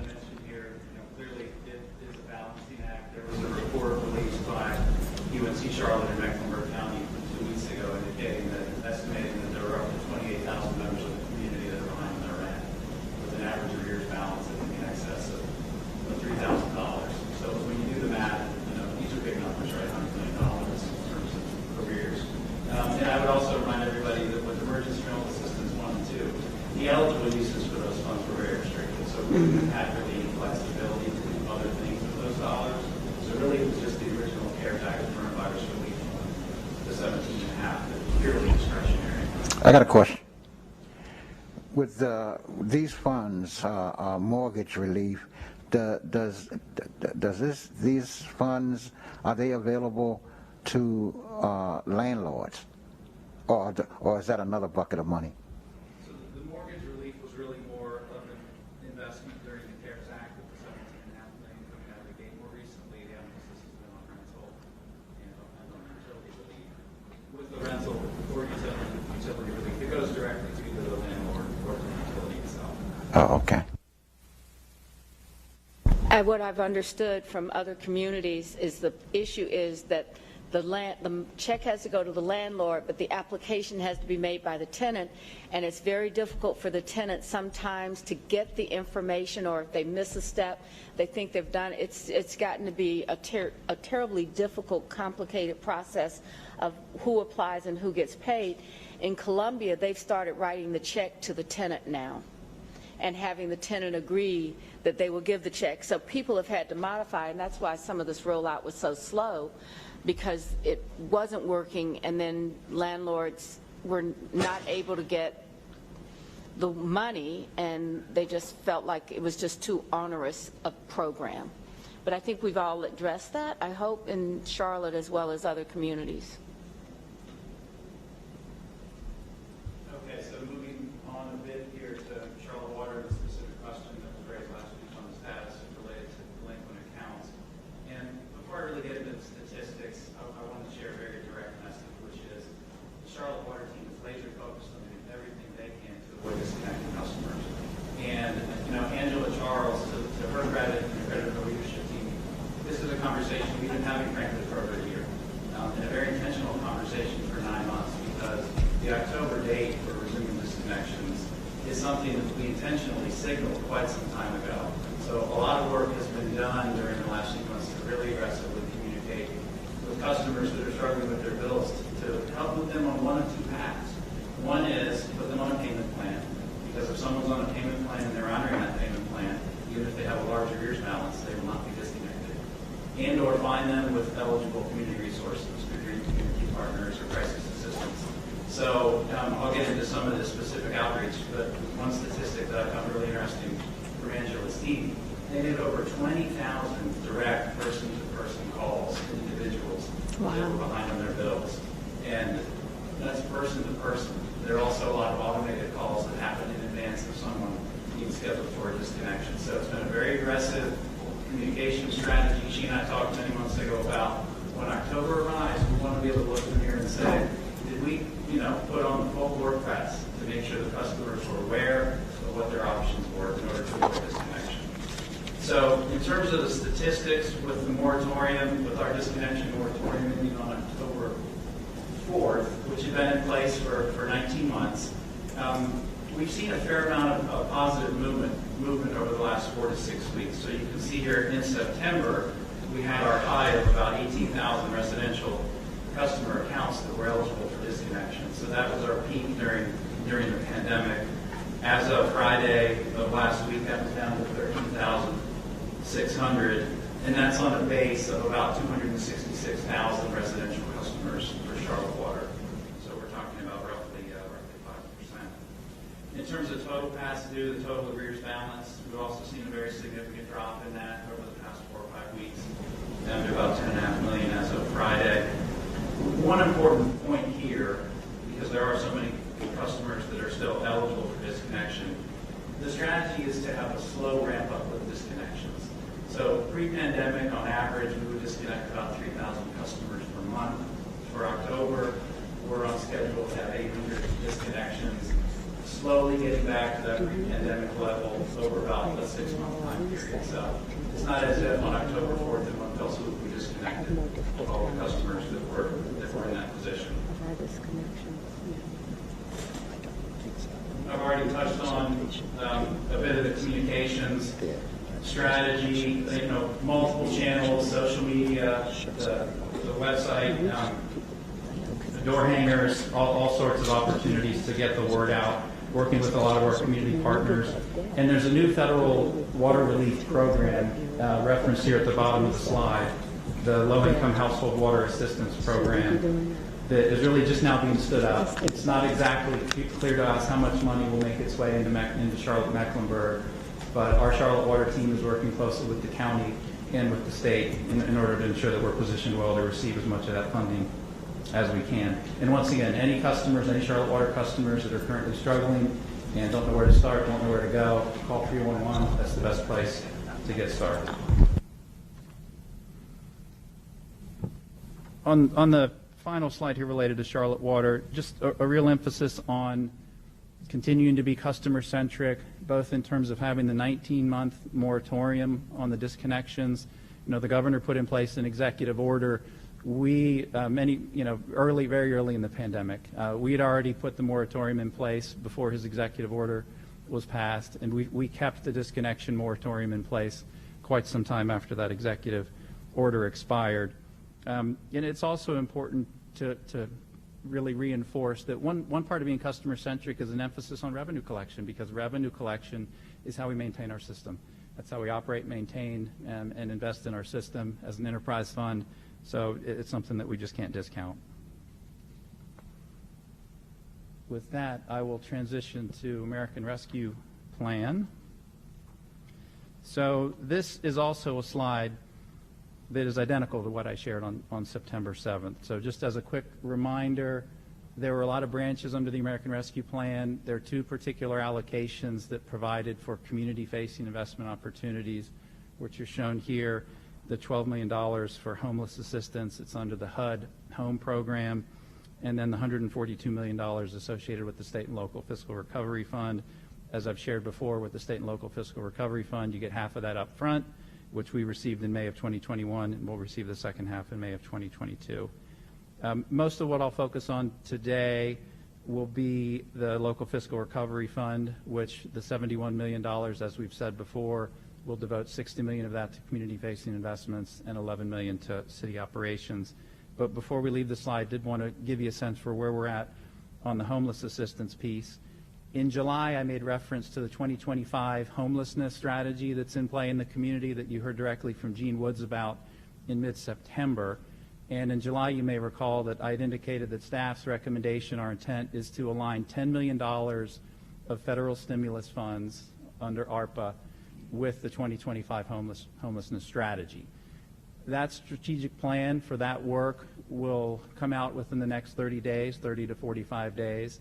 So essentially our recommendation remains the same, that we continue to hold a placeholder of $10 million to support that work. We'll see what kind of opportunities and recommendations come out of that work, and and we'll look for an opportunity to align ourselves with the ones that are the best fit with City of Charlotte priorities.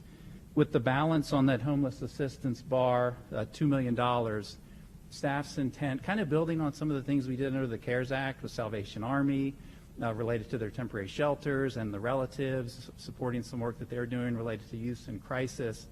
What we plan to do is put together a $4 million package in support of the Charlotte Rescue Mission.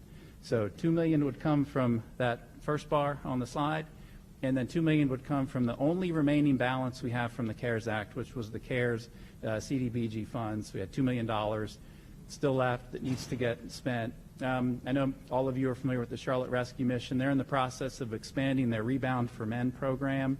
It's something that staff really believes in.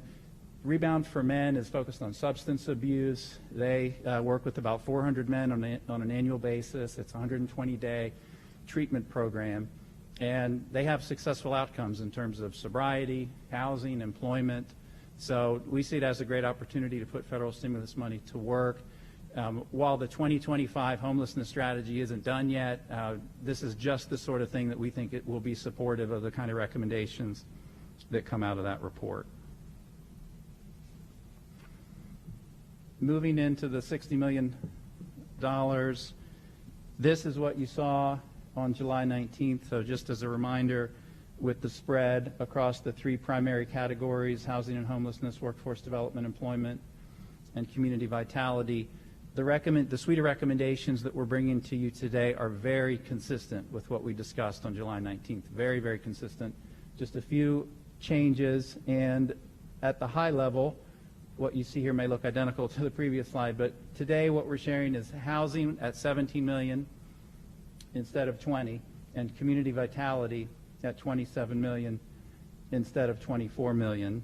And the one question, Mr. Driggs, I believe you asked in July was how did staff determine these allocations? And I would just reinforce that our attempt was to really focus on council priorities. We leveraged community feedback from the task forces last year. There was community feedback built into the FY 2022 budget process, and then just staff perspective on community needs. So we attempted to be as intentional and deliberate as possible, but there's clearly judgment built into all of this, which is why we're here today. And hopefully you've got the slides in front of you, because the one I'm about to pull up you likely won't be able to see. Hey, Sean, can I stop you for a second? Yeah, I'd say, go ahead. Sure. I see the answer. Okay. Hey, Sean, could you remind us what community vitality is? Yes, I see the answer right there. Okay. That was the same question. Okay. So it's kind of like other in a way. You might call it an other category. As we were looking through the set of recommendations in July, we felt like there were certain things that naturally lent themselves to the housing category, certain things workforce employment. But then there was a collection of other things that we felt like they're not necessarily directly related to one another, but they're all in different ways, shapes, and forms, we hope, supporting the strength of the community. So it includes grassroots nonprofit support, potentially public safety, arts and culture. That's just a suite of recommendations. Yeah, of course. I got a question. Yeah. These anti-displacement strategies here, how are we informing affected communities of their availability? So I would say we're still in the build phase for this work, and the idea with the anti-displacement at the top is, so in your FY 2022 budget, you've got $7 million set aside for neighborhood stabilization, essentially. And with staying in place, which Rebecca Heffner talked to you a little bit in mid-July, in particular, you might recall the conversation on the dashboard that's been developed, basically the displacement vulnerability dashboard. So, we're leveraging that information to launch a pilot program in 3 particular communities: Washington Heights, Winterfield, and Hidden Valley. So the idea is we're leveraging the dashboard to ensure this is data-driven, and now we're engaging the community in a conversation to ensure that the types of programming that we're offering as part of our toolbox of anti-displacement efforts is community-informed. So the benefit here is taking $7 million, which is a wonderful start, and really providing a tremendous amount of resources to activate on that programming. With the Nest Commission being stood up, clearly there'll be opportunities for council to weigh in on the highest and best use of the funding. But with the city of our size, $7 million only goes so far. So we're hopeful that $17 million can really help make a meaningful impact in that area. Could I ask a question about that, Sean? Or Mr. Manager, are we going to talk at greater length about how we expect that to work? Because I had a question during the entire 2040 plan process about the risk of gentrification arising from other provisions of the plan and what we were going to do about it, and anti-displacement was an answer to that. But as you point out, $17 million in the context of the magnitudes that we're talking about in our economy and our housing economy is not a lot. So I hope we'll be able to talk in more detail about what authority the Anti-Displacement Commission has and what kind of uses we have in mind for this money in order to try to stem the gentrification of the neighborhoods that I think will be the most exposed because of 2.1 to redevelopment and not with affordable housing. Yeah, so thank you, Councilmember Driggs. What we're trying to do with this, it's really twofold. The anti-displacement, so we had a nice plan as staff, and then the 2040 plan happened and the Anti-Displacement Commission came about. And our goal was to take that $7 million and look at our toolbox and see what strategies actually work, and could we do some things that were out of the box. Some things that maybe if you had certain restrictions on the use of federal funds, could we use the PAYGO funds to do something different? And as Sean mentioned, we just know $7 million is not going to really help. So we tried to push as much of this first bucket of ARPA funds toward housing, and this is specifically housing. So we'll have $24 million, which I believe will build a bridge before we get to the next bond that you'll vote on. But also, as Sean, I think, indicated earlier, we're going to take some of the ESG funds, if I got that right, some of the other stimulus funds, and use that for the homelessness piece, which comes out of this 2025 plan. So look at them together, but it gives you more flexibility for what I would say is the city council sweet spot, which is housing, and specifically your anti-displacement. So it would come to the committee, and it would come to the council during a strategy session also. I just think we're going to have to make some tough choices in terms of interfering with the workings of the market in order to drive towards our intended outcome, either through ordinance or coercive measures or through financial incentives and subsidies. And I'm just concerned that we kind of get down to specifics about how that's going to work in order to avoid the unintended consequences of the 2040 plan. Thank you.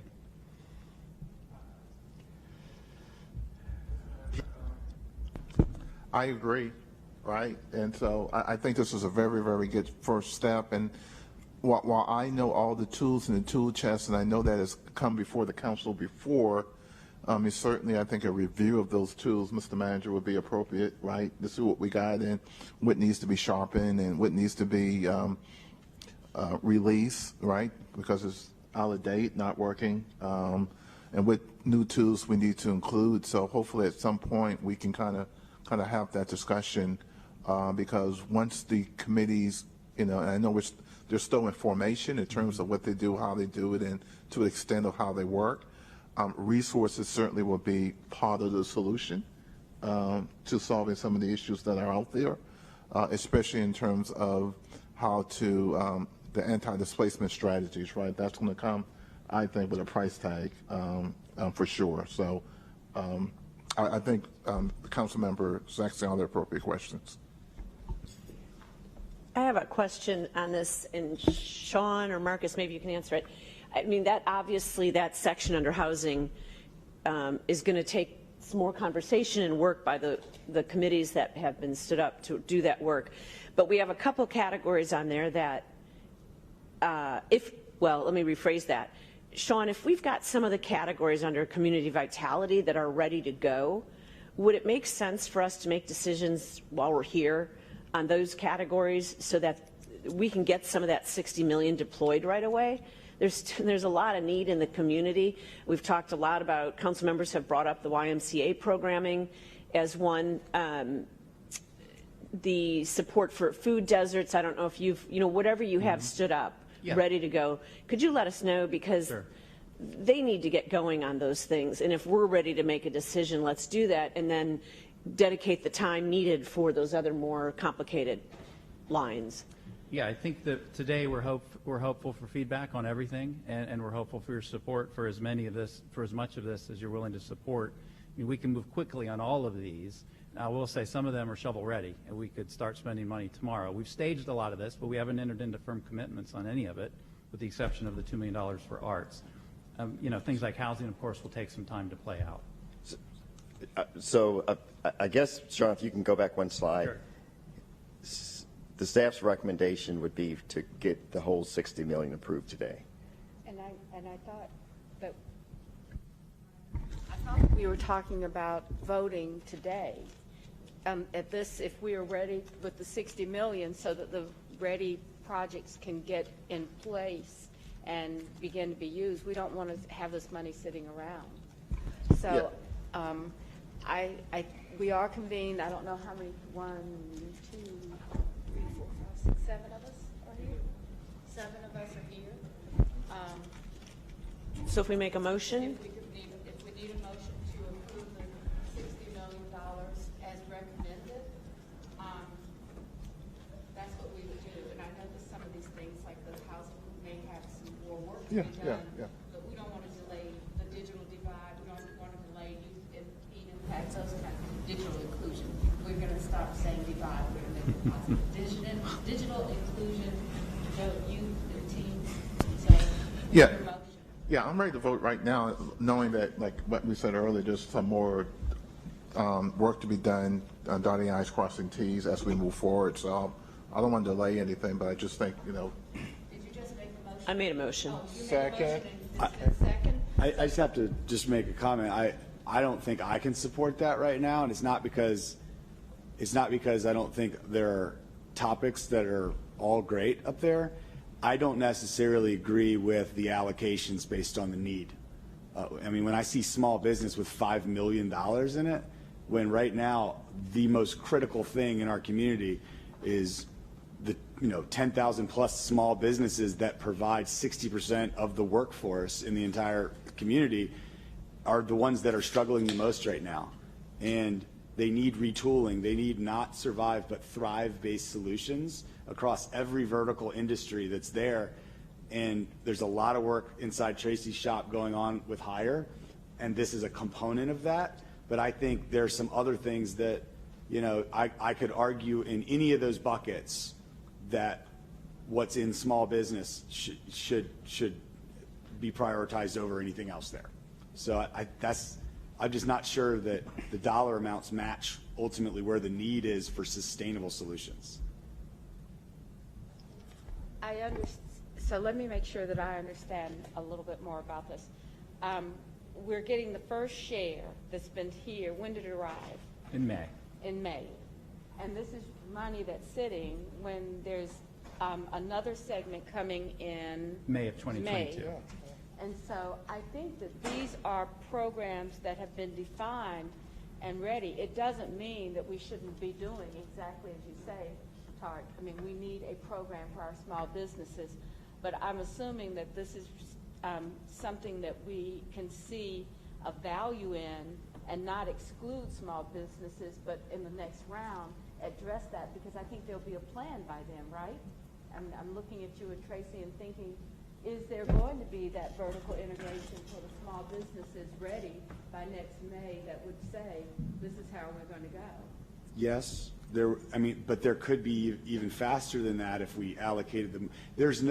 I'll put it like this. There's as much of a plan for small business as there is for digital inclusion right now. Well, that's baked. We might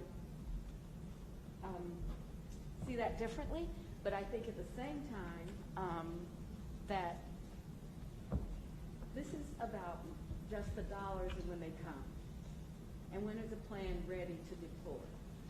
And I believe that these plans are closer, perhaps, than where we are with the Hire. And I don't know, maybe I'm just not getting where it is because it has the money for the planning for Hire. It's the planning process that you guys are going through.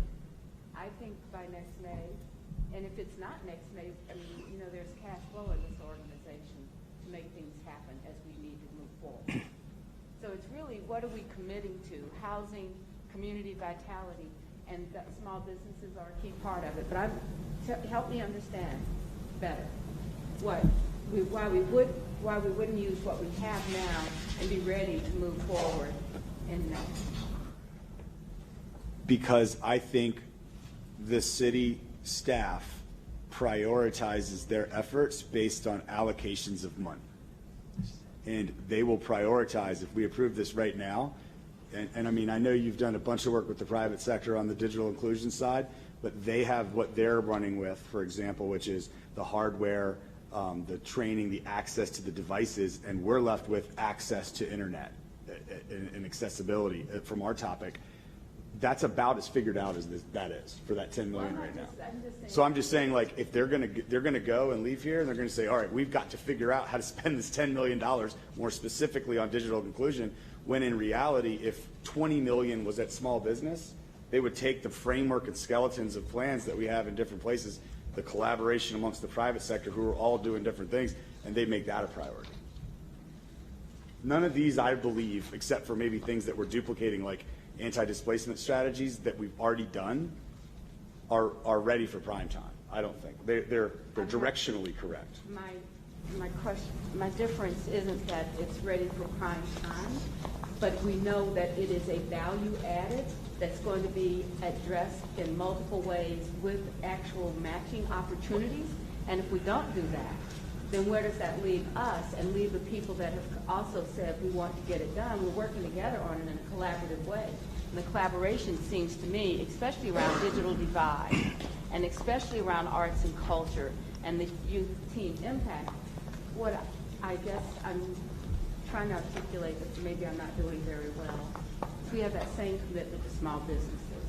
And if it comes faster, then we have the additional money coming, but we shouldn't say, or should we have the opportunity to do all or more, and not say, well, I don't think there's anything on this list that I would take off as a result of doing small businesses, knowing the amount of money coming in with the next payment and funding. So I think the opportunity and commitment to our collaboration and the work that we've done and say that these are ready to go shouldn't stand in the way of what we're preparing for with small businesses. At a minimum, maybe compromise there. Is it possible for us to, at least within the buckets of small business and workforce, have flexibility in those allocations for the 10 million, rather than it be 5 and 5? I think the plan will decide what flexibility you need to have. I don't think that we're locked in under. So you have business innovation 5 million, workforce 5 million, the hospitality, CRVA and hotel relief, that might be a little bit more ready, but you've got the study at $1 million and the open for business strategy. I don't think that the staff is saying that these are ready to go. I think it's the community vitality, but these are the categories, and maybe are they the categories that you're working in? Well, yeah, I think the broader point is, though, if the dollar allocations reflect where the greatest need is and where we're emphasizing it, it just doesn't. There'll be another round, show more, but I think there are things on there that are as mature as where we have small business right now, and we're allocating dollars like in larger amounts. Can I just say something? I think as a council member who votes on it, we don't know much about what you're talking about. And so we've got $60 million. From what I see, there's 12 million there that if you're working on this with staff, it's fungible once we approve it. And so you could do that, but as a council member, I want to get this money out into the community, especially youth teen impact, food insecurity, arts and culture, because that's small business, digital, all of those things are just being held up for honestly a plan that we don't know what it is. And so it's not that it's not. I totally agree. Anything that you just listed, I think there's a difference. There's two things. There's money that just goes out the door, and those things you just listed are that. I don't have any problem with that right now because they're smaller amounts and they're going to other established entities that know how to spend them. There are other things that we have to execute on in some form or fashion, and that's small business, workforce, not hospitality so much, digital inclusion, public safety. Well, I don't know specifically on where that public safety money is earmarked for, but like those are things that it's not just like okay, we'll cut the check. It's we have to do work that have strategies, but maybe don't have the next detail of execution that staff will immediately go and then work on. Okay, so staff will be working on, right? Is that the point? Yeah, I guess let me, I'm trying to get yeah, I'll try to level set a little bit. So with the exception of the public safety, which is a placeholder, the last time we had a discussion, I believe it was Council Member Johnson wanted something to be set aside for public safety. And basically, if the council wanted to collaborate with the Umbrella Center, that's the $5 million for that. If you don't want to collaborate with the Umbrella Center, you could use that money to help implement different programs that are part of Safe Charlotte, okay? But outside of that, I believe everything else, and Sean, you correct me, has some collaboration. For instance, the food insecurity, that's collaboration with the county.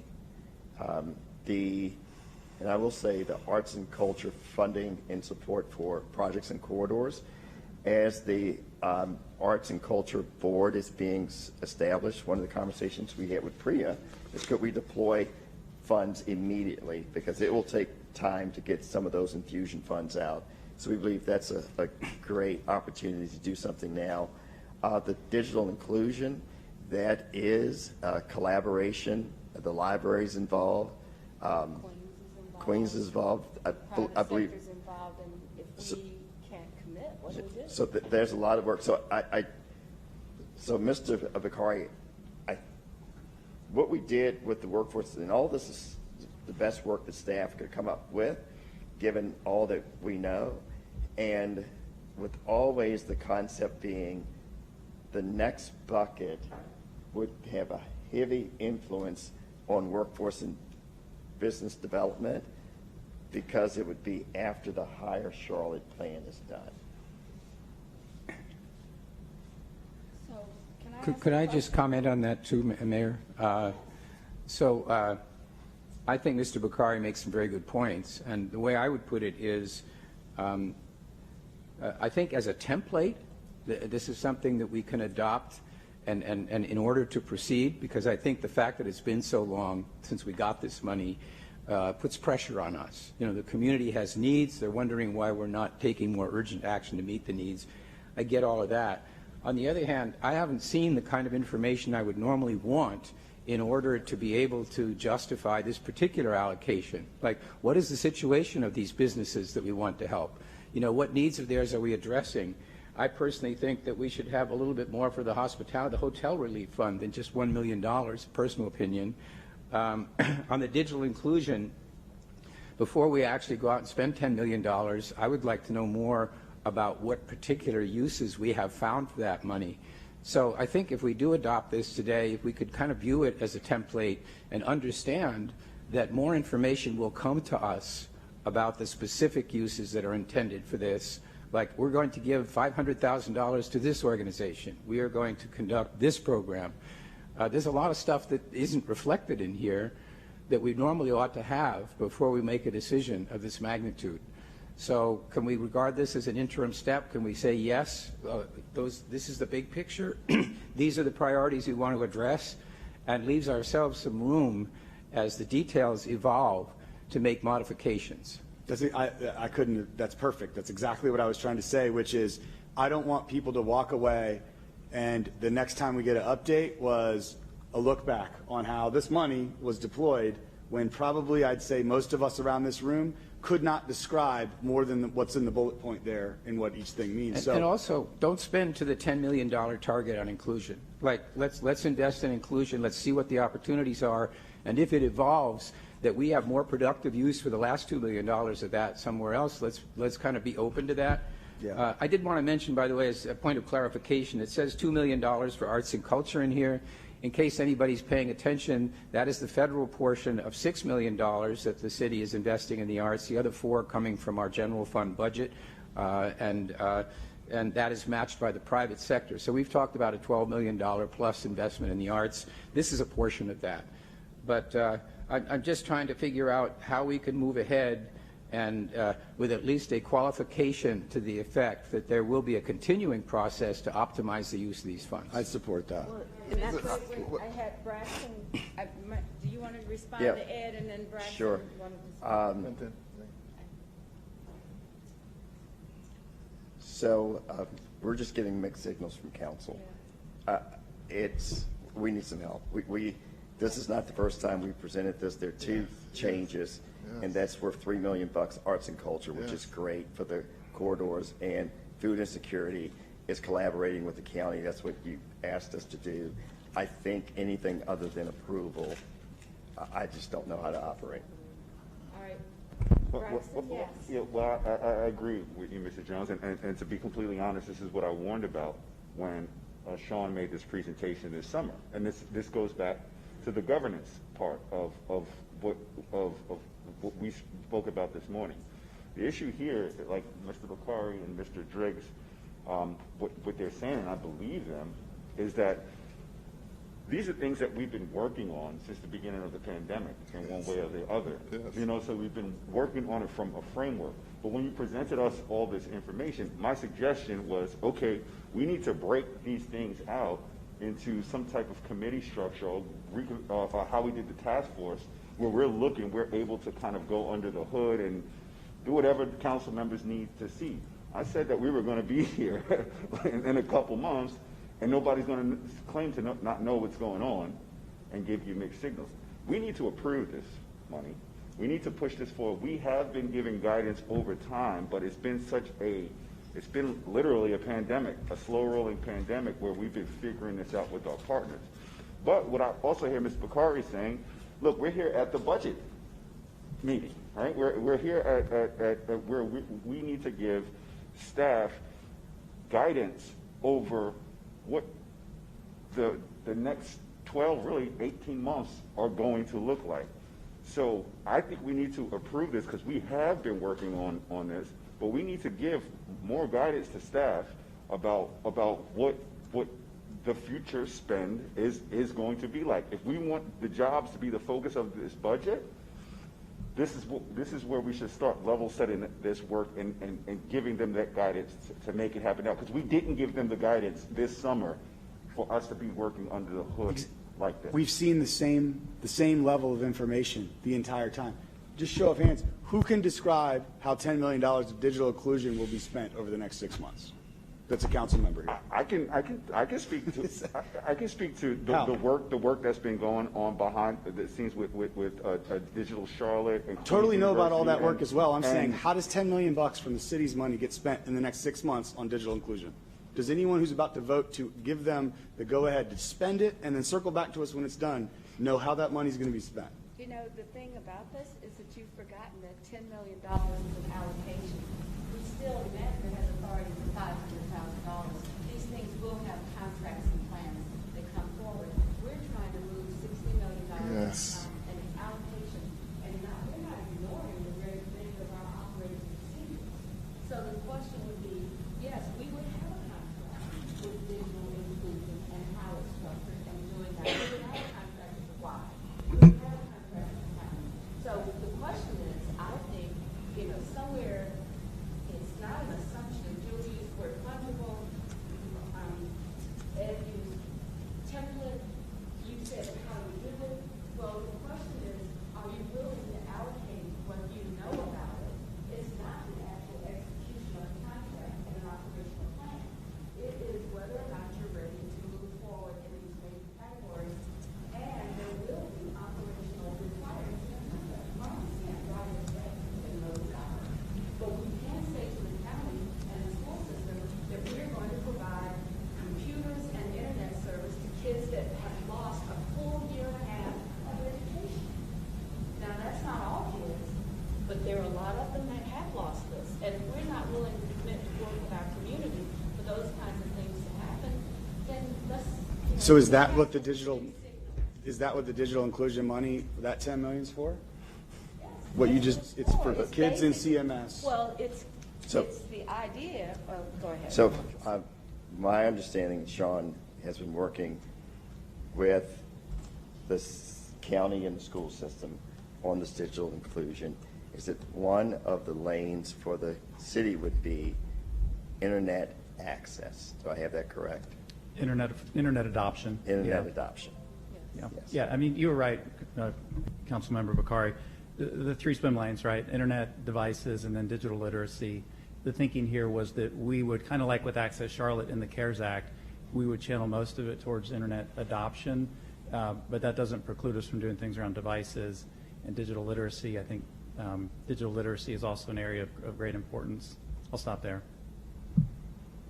So I just want to mention, when we got the first batch of CARES money, we convened 3 working groups. We had outreach to the community. We spent a lot of time. We don't want to do that again. I think there's probably agreement about that. But this abridges that process by a lot. And there are some things in here that we didn't address then. So I guess as a way forward, I would say if we authorize the manager to proceed here, Mr. Manager, will you be looking out for opportunities, if they arise, to redeploy some money and come back to us? And so we give you the authority, but just keep in mind what we're concerned about is making sure that the productivity of each of these investments, as the individual details emerge, is on a sort of an equal level. So at a minimum, I'd be willing to trust you just to look and see whether, with the passage of time and as you get into more detail, if a change from these allocations is warranted, would you come back to us and just say, this is what you approved, this is what I'm seeing right now, so request council approval to do this. And at least have the feeling that, but through some mechanism, there's a little flexibility in these very general allocations as the details of how we're going to spend the money emerge. So if I understand what you said, Mr. Driggs, and I'll use one example. For instance, if the Umbrella Center doesn't come to fruition, and again, that's clearly a placeholder, I would bring that back, and I would say there are some other opportunities maybe under public safety. But I would say things that are spelled out, like food insecurity, if the county and that relationship didn't happen, absolutely I'd bring it back. But the YMCA, arts and culture, the grassroots support for nonprofits, the digital inclusion, I don't foresee bringing those back. Well, I wouldn't necessarily expect that. I think there are a couple of areas here where the certainty isn't as great. Okay. So again, you've got a big block of money that goes to workforce and things like that. You have this $10 million. So I just want to feel that there's an escape valve somewhere in this process so we don't spend to those numbers rigidly when, as the opportunities present themselves, it becomes apparent that we could be doing something a little different. So I'm willing to trust you to just keep an eye on that, think about that, and come to us if any reapportionment is necessary, and provide the authorization today so that we can move. That would be my kind of... I just want to make sure. Mr. Grant. Yeah. I agree with Councilmember Winston that we should move forward, and I think we should move forward without handcuffs on the city manager. A lot of this work we've been talking about before. As a member of council, I want to hold staff accountable, but not get in the weeds of the details, right? Details are important. I get it. I understand it. But, I think there have been a lot of conversations on all three of these buckets going forward. I think by consensus, I don't think we took a vote, but I think it was by consensus that we agreed that we would not do the task force before, because a lot of the work, certainly on the housing side, I can speak to that, was repetitive, right? It's just ongoing work that the citizens, the community has already weighed in on, and that we have to move a motion on the floor, and let's just further debate. So we do have a motion on the floor. Motion and a second. We have a really good, and I think Washington is giving us the reality of how we interact. I think it's been some suggestions that bring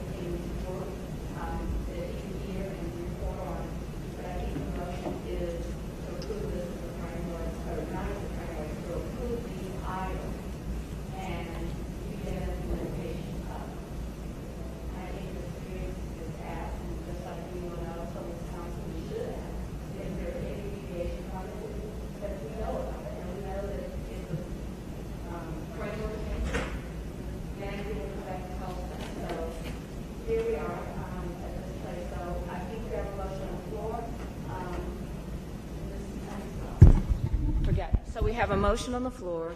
We have, I think, the request that if there's any deviation from what's on this page, with an understanding that the manager would come back, and we all have the ability to ask questions about how and what, and those things will take place as we inquire. And Sean, you just have more reporting to do and more explanation each time. So with that, we have a motion, and I just don't know, is Ms. Ajmira still? I know, but is Mr. Ajmira on? She's still on the phone with us? So that means that we have to have a roll call, is that right? Mr. Yes. All right, so we do have to have a roll call. I'm going to do those present in the space right now, and we'll start with Mr. Winston. Yes. Mr. Eggleston? Yes. Mr. Bakari? No. Mr. Newton? Yes. Mayor Pro Tem? Yes. Mr. Graham? Yes. Mr. Phipps? Yes. Mr. Driggs? On the terms I suggested, yes. Let's see. That's 1, 2, 3, 4, 5. Those are, Ms. Ajmira?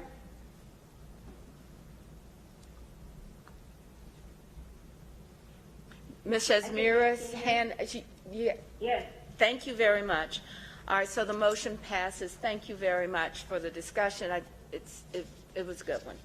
But we're moving forward in the direction that the council adopted. Okay. Thank you very much, Sean. A lot of work. All right, are we ready for a break?